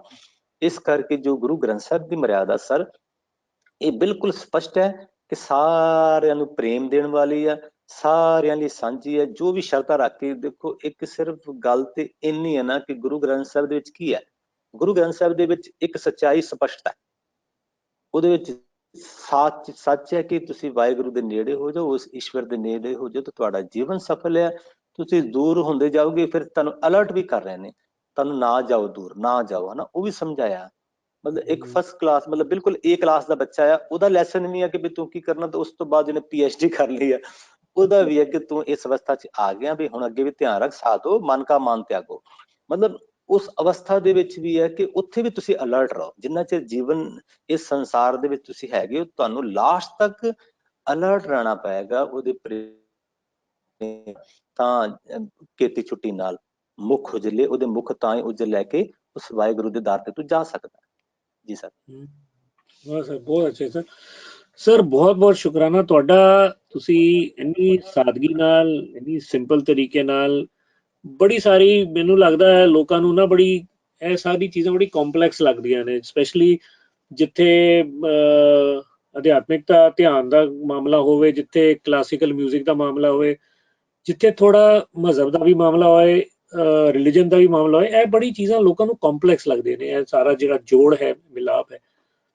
ਬਟ ਤੁਸੀਂ ਸਾਡੇ ਨਾਲ ਗੱਲ ਕਰਕੇ ਇਹ ਸਾਰੀ ਚੀਜ਼ਾਂ ਇੰਨੇ ਸਿੰਪਲ ਸਾਦਗੀ ਨਾਲ ਤੁਸੀਂ ਪੇਸ਼ ਕਰ ਦਿੱਤੀ ਹੈ ਕਿ ਮੈਨੂੰ ਲੱਗਦਾ ਹੈ ਕਿ ਕਿਸੇ ਨੂੰ ਸਮਝ ਵਿੱਚ ਪ੍ਰੋਬਲਮ ਹੋਏਗੀ ਇਸ ਚੀਜ਼ ਨੂੰ। ਜਿਹੜਾ ਵੀ ਬੰਦਾ ਇਸ ਬਾਰੇ 'ਚ ਗੱਲ ਕਰਨਾ ਚਾਹੁੰਦਾ ਹੈ, ਜਾਣਨਾ ਚਾਹੁੰਦਾ ਹੈ, ਜਿਹੜਾ ਇਨਕੁਇਜ਼ਿਟਿਵ ਹੈ ਕਿ ਭਾਈ ਇਹਦਾ ਮਕਸਦ ਕੀ ਹੈ, ਕਿ ਅਸੀਂ ਇਹ ਕਿਉਂ ਕਰਦੇ ਹਾਂ, ਤੇ ਉਹਦੇ ਲਈ ਇਹ ਸਭ ਬੜਾ ਸਿੰਪਲ ਕਰ ਦਿੱਤਾ ਤੁਸੀਂ, ਔਰ ਜਿਹੜੀ ਮੇਨ ਚੀਜ਼ ਤੁਸੀਂ ਕਹੀ ਹੈ, ਜਿਹੜੀ ਇਕਾਗਰਤਾ ਦੀ ਚੀਜ਼ ਹੈ, ਉਹ ਤੇ ਆਈ ਥਿੰਕ ਸਭ ਤੋਂ ਪਹਿਲੀ ਚੀਜ਼ ਉਹੀ ਹੈ ਕਿ ਤੁਸੀਂ ਇਕਾਗਰਤਾ ਨਾਲ ਰਹੋਗੇ। ਇਹ ਤੁਹਾਨੂੰ ਉਹ ਸਿਖਾਉਂਦੀ ਹੈ ਕਿ ਪਰਮੇਸ਼ਵਰ ਨਾਲ ਪ੍ਰੇਮ ਨੂੰ ਉਹਦੀ ਤਰਫ ਖਿੱਚ ਕੇ ਲੈ ਜਾਂਦੀ ਹੈ। ਇਹ ਦੋ ਚੀਜ਼ ਅਗਰ ਸਮਝ 'ਚ ਆ ਜਾਏ ਤੇ ਆਈ ਥਿੰਕ ਬੜੀ ਸਾਰੀ ਚੀਜ਼ਾਂ ਲਾਈਫ ਦੀ ਈਜ਼ੀ ਹੋ ਜਾਂਦੀ ਹੈ। ਹਾਂਜੀ ਸਰ, ਸਾਡੀ ਨਾ ਇੱਕ ਅਸੀਂ ਸੋਚ ਲੈਂਦੇ ਹਾਂ ਕਿ ਮਰਿਆਦਾ ਨੂੰ ਅਸੀਂ ਨਾ ਕੱਟੜਤਾ ਦਾ ਰੂਪ ਸਮਝ ਲੈਂਦੇ ਹਾਂ। ਹਾਂ, ਮਰਿਆਦਾ ਹਮੇਸ਼ਾ ਹੋਣੀ ਚਾਹੀਦੀ ਹੈ। ਮਰਿਆਦਾ ਤੋਂ ਬਗੈਰ ਤੁਸੀਂ ਚੱਲ ਨਹੀਂ ਸਕਦੇ ਨਾ। ਕੀਰਤਨ ਦੀ ਮਰਿਆਦਾ ਹੈ, ਭਗਤੀ ਦੀ ਇੱਕ ਮਰਿਆਦਾ, ਇੱਕ ਸ਼ੁੱਧਤਾ ਦੀ ਮਰਿਆਦਾ ਹੈ।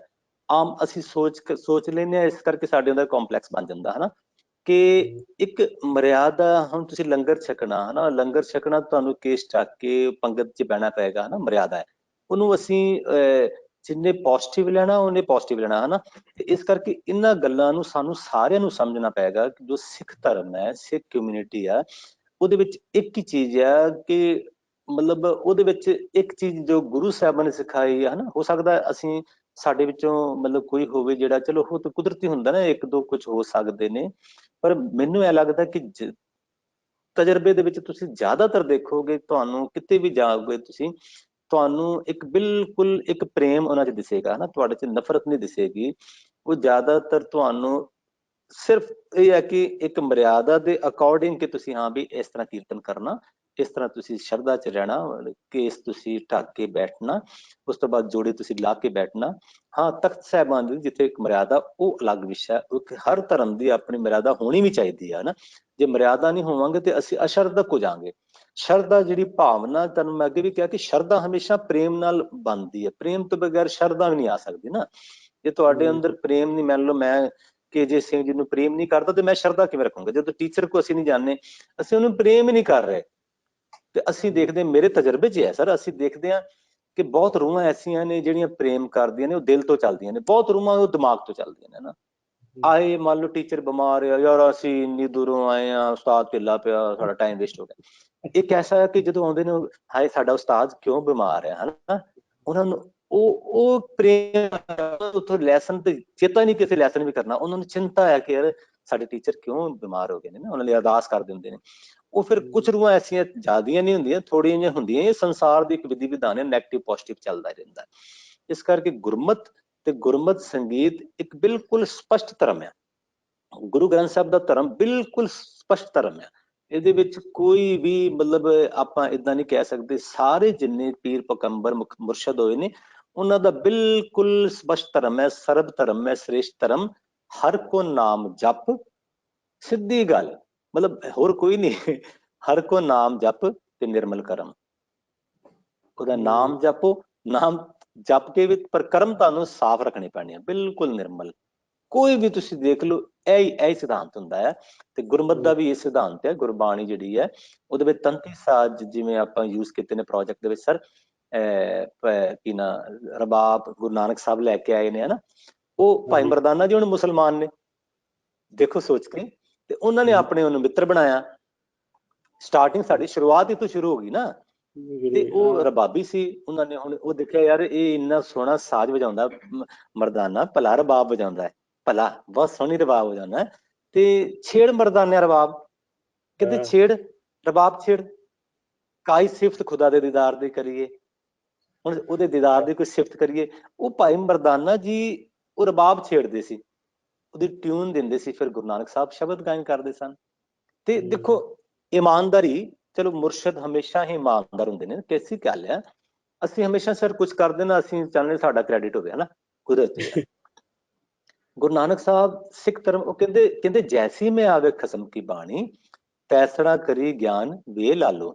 ਉਹ ਕਹਿੰਦੇ ਨੇ ਕਿ ਜੋ ਮੈਂ ਲਿਖਿਆ ਆ, ਅੰਕਿਤ ਕੀਤਾ ਆ, ਉਹ ਗਿਆਨ ਜਿਹੜਾ ਆ ਉਹ ਅਕਾਲ ਪੁਰਖ ਵੱਲੋਂ ਆ, ਮੇਰਾ ਕੁਝ ਵੀ ਨਹੀਂ ਆ, ਇੱਕ ਚੀਜ਼ ਵੀ ਮੇਰੀ ਨਹੀਂ ਹੈ। ਜੋ ਮੈਨੂੰ ਵਾਹਿਗੁਰੂ ਨੇ ਹੁਕਮ ਕੀਤਾ, ਮੈਂ ਕਹਿਆ ਸਭ ਹੁਕਮਾਓ, ਜੋ ਮੈਂ ਆਪਣਾ ਕੁਝ ਵੀ ਨਹੀਂ ਕੀਤਾ।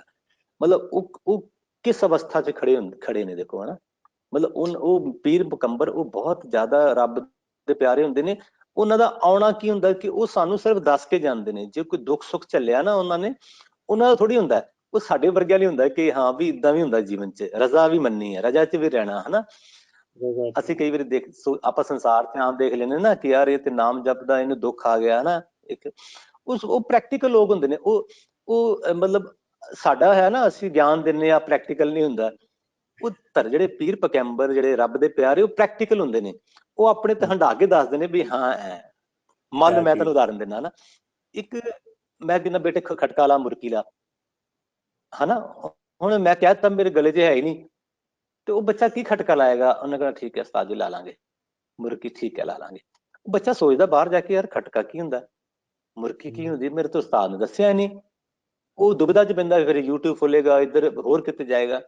ਤੇ ਜਿਹੜੇ ਪੀਰ ਪੈਗੰਬਰ ਹੁੰਦੇ ਨੇ, ਉਹ ਪ੍ਰੈਕਟੀਕਲ ਹੁੰਦੇ ਨੇ। ਉਹ ਆਪ ਪਹਿਲਾਂ ਸਾਧਨਾ ਕੀਤੀ ਹੁੰਦੀ, ਆਪ ਜਪ ਤਪ ਕੀਤਾ ਹੁੰਦਾ। ਹੁਣ ਜਿੰਨੇ ਇੱਕ ਦੁਨਿਆਵੀ ਮੈਂ ਲੈਸਨ ਦੀ ਗੱਲ ਕਰਦਾ, ਰਿਆਜ਼ ਕੀਤਾ ਤੇ ਖਟਕਾ ਗਲੇ ਚ ਆਏਗਾ, ਮੁਰਕੀ ਆਏਗੀ ਨਾ, ਮਤਲਬ ਸਾਧਨਾ ਚਾਹੀਦੀ ਹੈ, ਮਤਲਬ ਜੋ ਬਿਲਕੁਲ ਪਰਫੈਕਟ ਮੁਰਕੀ ਹੈ ਨਾ, ਪਰਮੇਸ਼ਰ ਦੇ ਹੁਕਮ, ਮਤਲਬ ਕਿਸੇ ਤੇ ਬਹੁਤ ਤੁੱਠੇ ਨੇ ਤੇ ਉਹ ਮੁਰਕੀ ਖਟਕਾ ਗਲੇ ਚ ਆ ਜਾਂਦਾ। ਤੇ ਇਸੇ ਤਰ੍ਹਾਂ ਜਿਹੜੇ ਰੱਬ ਦੇ ਪਿਆਰੇ ਹੁੰਦੇ ਨੇ ਪ੍ਰੈਕਟੀਕਲ ਹੁੰਦੇ ਨੇ। ਬਸ ਛੋਟੀ ਜਿਹੀ ਗੱਲ ਕਰਦਾ, ਹਾਂਜੀ ਆਪਾਂ ਸਬਦਨਾਥ ਪ੍ਰੋਜੈਕਟ ਕੀਤਾ ਹੈ ਨਾ, ਰਾਗਾਤਮਕ ਹੈ। ਮੈਂ ਹਮੇਸ਼ਾ ਇਹ ਗੱਲ ਕਹਿਣਾ ਕਿ ਚਲੋ ਉਹਦਾ ਬਜਟ ਵੀ ਬਹੁਤ ਸੀ ਨਾ, ਪਰ ਬਜਟ ਨਹੀਂ ਸਭ ਕੁਝ ਹੁੰਦਾ ਜਿੰਨਾ ਚਿਰ ਪੈਸ਼ਨ ਤੁਹਾਡਾ ਜਨੂਨ ਨਹੀਂ ਹੈ ਨਾ। ਹੁਣ ਕਲਾਸੀਕਲ ਜਨੂਨ ਦੇ ਅਨੁਸਾਰ ਅਸੀਂ ਅੱਜ ਇੱਥੇ ਬੈਠੇ ਹਾਂ ਅੰਮ੍ਰਿਤਸਰ, ਕੱਲ ਚਲੋ ਜੀ ਸੁਖਵੰਤ ਜੀ ਆ ਜਾਓ ਮੁੰਬਈ ਪਹੁੰਚੋ, ਉਹਨਾਂ ਦੀ ਰਿਕਾਰਡਿੰਗ, ਸ਼ੰਕਰ ਮਹਾਦੇਵ ਦੀ ਰਿਕਾਰਡਿੰਗ ਹੈ ਜੀ, ਅੱਜ ਹਰੀਹਰਨ ਦੀ ਰਿਕਾਰਡਿੰਗ ਹੈ ਜੀ, ਅੱਜ ਕੌਸ਼ਕੀ ਜੀ ਨੇ ਆਉਣਾ। ਉਹਦੇ ਵਿੱਚ ਕੀ ਹੈ ਕਿ ਮੈਂ ਸੋਚੂੰਗਾ ਯਾਰ ਅਜੇ ਕੱਲ ਪਰਸੋਂ ਤੇ ਮੁੰਬਈ ਤੋਂ ਆਇਆ, ਮੈਂ ਫਿਰ ਜਾਣਾ। ਉਹ ਜਨੂਨ ਐਸਾ ਕਿ ਤੁਹਾਨੂੰ ਕਹਿੰਦਾ ਨਹੀਂ ਜਾਣਾ, ਉਹ ਮਤਲਬ ਕੋਈ ਕੁਐਸਚਨ ਨਹੀਂ ਅੰਦਰ ਹੁੰਦਾ। ਤੁਸੀਂ ਬੈਠੇ ਹੋ, ਮੈਂ ਤੁਹਾਨੂੰ ਸਵੇਰ ਤੋਂ ਲੈ ਕੇ ਸ਼ਾਮ ਤੱਕ ਰਿਕਾਰਡਿੰਗ ਤੇ ਦੇਖਿਆ। ਆਪਾਂ 10-10 ਦਿਨ, 15-15 ਦਿਨ, ਸਵੇਰ ਤੋਂ ਲੈ ਕੇ ਰਾਤੀ 11-12 ਬੱਚਿਆਂ ਦੇ ਕੋਰਸ ਕਰਦੇ ਹਾਂ, ਰਾਤੀ ਜਾ ਕੇ ਸੌਣ ਲੱਗੇ 1-1:30 ਵੱਜ ਜਾਂਦਾ ਸੀ। ਤੜਕੇ ਫਿਰ ਸਟੂਡੀਓ, ਬੱਚੇ ਨੇ ਦੂਰੋਂ ਆਉਣਾ, ਚਲੋ ਚਲੋ ਚਲੋ ਚਲੋ ਚਲੋ। ਸਰ ਇਹ ਕੀ ਹੈ ਕਿ ਰਾਗ ਦੇ ਅੰਦਰ ਪ੍ਰੇਮ ਪੈਦਾ ਹੁੰਦਾ ਹੈ ਨਾ। ਇਹ ਦੇਖੋ ਪ੍ਰੈਕਟੀਕਲ ਸਾਡੇ ਨਾਲ ਬੀਤਿਆ, ਉਹ ਪ੍ਰੇਮ ਤੁਹਾਡੇ ਤੋਂ ਕੰਮ ਕਰਾਉਂਦਾ, ਤੁਹਾਡੇ ਤੋਂ ਪੋਜ਼ਿਟਿਵ ਕੰਮ ਕਰਾਉਂਦਾ, ਤੁਹਾਨੂੰ ਖਿੱਚ ਕੇ ਲੈ ਕੇ ਜਾਂਦਾ। ਨਹੀਂ ਯਾਰ ਸਾਡਾ ਇੱਕ ਜਨੂਨ ਆ ਨਾ। ਇਸ ਕਰਕੇ ਜਿਹੜਾ ਸੰਗੀਤ ਹੈ, ਇੱਕ ਤੇ ਕੰਮ ਹੈ, ਕੰਮ ਵਾਲੇ ਵੀ ਥੱਕ ਜਾਂਦੇ ਨੇ। ਜਿੰਨੀ ਮਤਲਬ 4 ਸਾਲ ਅਸੀਂ ਤਾਂ ਕੁਝ ਦੇਖਿਆ ਹੀ ਨਹੀਂ ਹੈ ਨਾ ਆਪਾਂ, ਮਤਲਬ ਜਿਹੋ ਜਿਹੇ ਹਾਲਾਤ 'ਚ ਬੀਤੇ ਆ। ਪਰ ਜਦੋਂ ਗੁਰਮਤ ਸੰਗੀਤ ਇੱਕ ਰਾਗਾਤਮਕ, ਇੱਕ ਪਰੰਪਰਾ, ਇੱਕ ਟ੍ਰੈਡੀਸ਼ਨ, ਇੱਕ ਉਹਦੇ ਨਾਲ ਤੁਹਾਨੂੰ ਜਨੂਨੀ ਹੋਣਾ ਪੈਂਦਾ ਹੈ। ਮੈਂ ਹਮੇਸ਼ਾ ਇੱਕ ਸਰ ਸਟੂਡੈਂਟ ਨੂੰ ਕਹਿੰਦਾ ਨਾ ਕਿ ਸ਼ੌਕ ਨਾ, ਜਿਹੜਾ ਆਪਾਂ ਹੌਬੀ ਹੈ, ਸ਼ੌਕ ਕਦੇ ਵੀ ਖਤਮ ਹੁੰਦਾ। ਮੈਂ ਇੱਕ ਕਨਸਰਟ ਸੁਣ ਕੇ ਆਇਆ ਜੀ, ਮੇਰਾ ਦਿਲ ਕੀਤਾ ਜੀ ਮੈਂ ਰਾਸ਼ਿਦ ਖਾਨ ਜੀ ਵਾਂਗੂ ਗਾਣਾ ਹੈ ਨਾ, ਜਾਂ ਕਲਾਸੀਕਲ ਦਾ ਕੋਈ ਸੁਣ ਕੇ ਆਇਆ, ਜਾਂ ਮੈਂ ਕਿਸੇ ਨੇ ਭਾਈ ਹਰਜਿੰਦਰ ਸਿੰਘ ਦਾ ਕੀਰਤਨ ਸੁਣਿਆ ਨਾ, ਭਾਈ ਨਿਰਮਲ ਸਿੰਘ ਖਾਲਸਾ ਜੀ ਦਾ ਸੁਣਿਆ, ਉਹ ਸੋਚਦੇ ਨੇ ਯਾਰ ਮੈਂ ਉਹਨਾਂ ਵਾਂਗੂ ਗਾਇਨ ਕਰਨਾ ਸ਼ਬਦ, ਤੇ ਮੈਂ ਜਾਂਦੇ ਰਿਆਜ਼ ਕਰਨਾ, ਸ਼ੌਕ ਜਿਹਾ ਪੈਦਾ ਹੋਇਆ। ਉਹ 2 ਦਿਨ ਬਾਅਦ 3 ਦਿਨ ਬਾਅਦ ਯਾਰ ਔਖਾ ਆ। ਇੱਕ ਉਹਦੇ ਜਨੂਨ ਹੁੰਦਾ, ਉਹ ਜਾ ਕੇ ਆਉਂਦੇ ਨੇ, ਉਹ ਦੇਖਦੇ ਨੇ ਮੈਂ ਕਰਨਾ ਹੀ ਕਰਨਾ। ਉਹ ਸਰ ਨਾ ਉਹ ਸਕੂਲ ਦੀ ਪੜ੍ਹਾਈ ਦੇਖਦੇ ਨੇ, ਸਕੂਲ ਵੀ ਜਾਂਦੇ ਨੇ, ਕਾਲਜ ਵੀ ਜਾਂਦੇ ਨੇ, ਮੈਂ ਬੱਚੀਆਂ ਦੇਖੇ ਨੇ, ਉਹ ਜਨੂਨੀ ਨੇ। ਉਹ ਦੇਖਦੇ ਨੇ ਯਾਰ ਟੀਵੀ ਵੀ ਨਾ ਦੇਖੀ, ਰਿਆਜ਼ ਕਰ ਲਈ ਕਿਸੇ ਦਾ। ਉਹ ਹਮੇਸ਼ਾ ਕਾਮਯਾਬ ਹੁੰਦੇ ਨੇ। ਹਾਂ, ਰੱਬ ਦੇ ਘਰ ਜਾਣ ਲੱਗਿਆ ਤੁਹਾਡੇ ਅੰਦਰ ਜਨੂਨ ਚਾਹੀਦਾ ਕਿ ਹਾਂ ਵੀ ਇਹ ਮੰਤਵ ਹੈ ਸਾਡੇ ਜੀਵਨ ਦਾ, ਇਹਨੂੰ ਮਿਲਣਾ ਹੀ ਮਿਲਣਾ। ਸੋ ਇਹ ਗੁਰਮਤਿ ਸੰਗੀਤ ਦੇ ਮਹਾਨ ਪਰੰਪਰਾ। ਸਰ ਮੈਂ ਡੋਲਬੀ ਦਾ ਵੀ ਬਹੁਤ ਸ਼ੁਕਰਾਨਾ ਕਰਦਾ ਕਿ ਜਿਨ੍ਹਾਂ ਨੇ ਆਪਣੇ ਪਲੇਟਫਾਰਮ ਤੇ ਇਹ ਗੁਰਮਤਿ ਸੰਗੀਤ ਦੀ ਗੱਲ ਕਰਨ ਦਾ ਸਾਨੂੰ ਮੌਕਾ ਦਿੱਤਾ। ਤੇ KJ ਸਰ ਜੀ, ਆਪ ਜੀ ਦਾ ਵੀ ਬਹੁਤ ਬਹੁਤ ਸ਼ੁਕਰਾਨਾ ਕਿ ਤੁਸੀਂ ਇੰਨੇ ਪਿਆਰੇ ਪਿਆਰੇ ਸਵਾਲ ਤੇ ਇੰਨੇ ਖਤਰਨਾਕ ਸਵਾਲ ਤੇ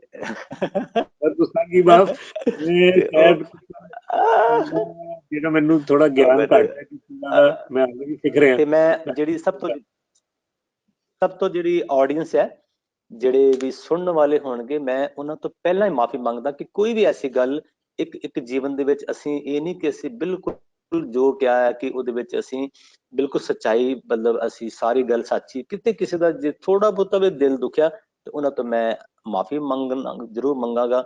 ਤੇ ਉਹਨਾਂ ਤੋਂ ਮੈਂ ਆਸ ਰੱਖਾਂਗਾ ਕਿ ਸਾਡੇ ਲਈ ਅਰਦਾਸ ਵੀ ਕਰਿਓ ਕਿ ਸਾਨੂੰ ਗੁਰੂ ਸਾਹਿਬ, ਵਾਹਿਗੁਰੂ, ਉਹ ਈਸ਼ਵਰ ਸਮਝ ਦੇਵੇ, ਜਿਸ ਰੌਸ਼ਨੀ ਵਿੱਚ ਉਹ ਚਾਹੁੰਦੇ ਨੇ ਉਸ ਰੌਸ਼ਨੀ ਵਿੱਚ ਸਾਨੂੰ ਗੱਲ ਕਰਨੀ ਆ ਜਾਵੇ। ਸਾਡੀਆਂ ਭੁੱਲਾਂ ਵੀ ਬਖਸ਼ ਦਿਓ ਜੀ ਸਰ। ਬਹੁਤ ਬਹੁਤ ਸ਼ੁਕਰੀਆ ਤੁਹਾਡਾ।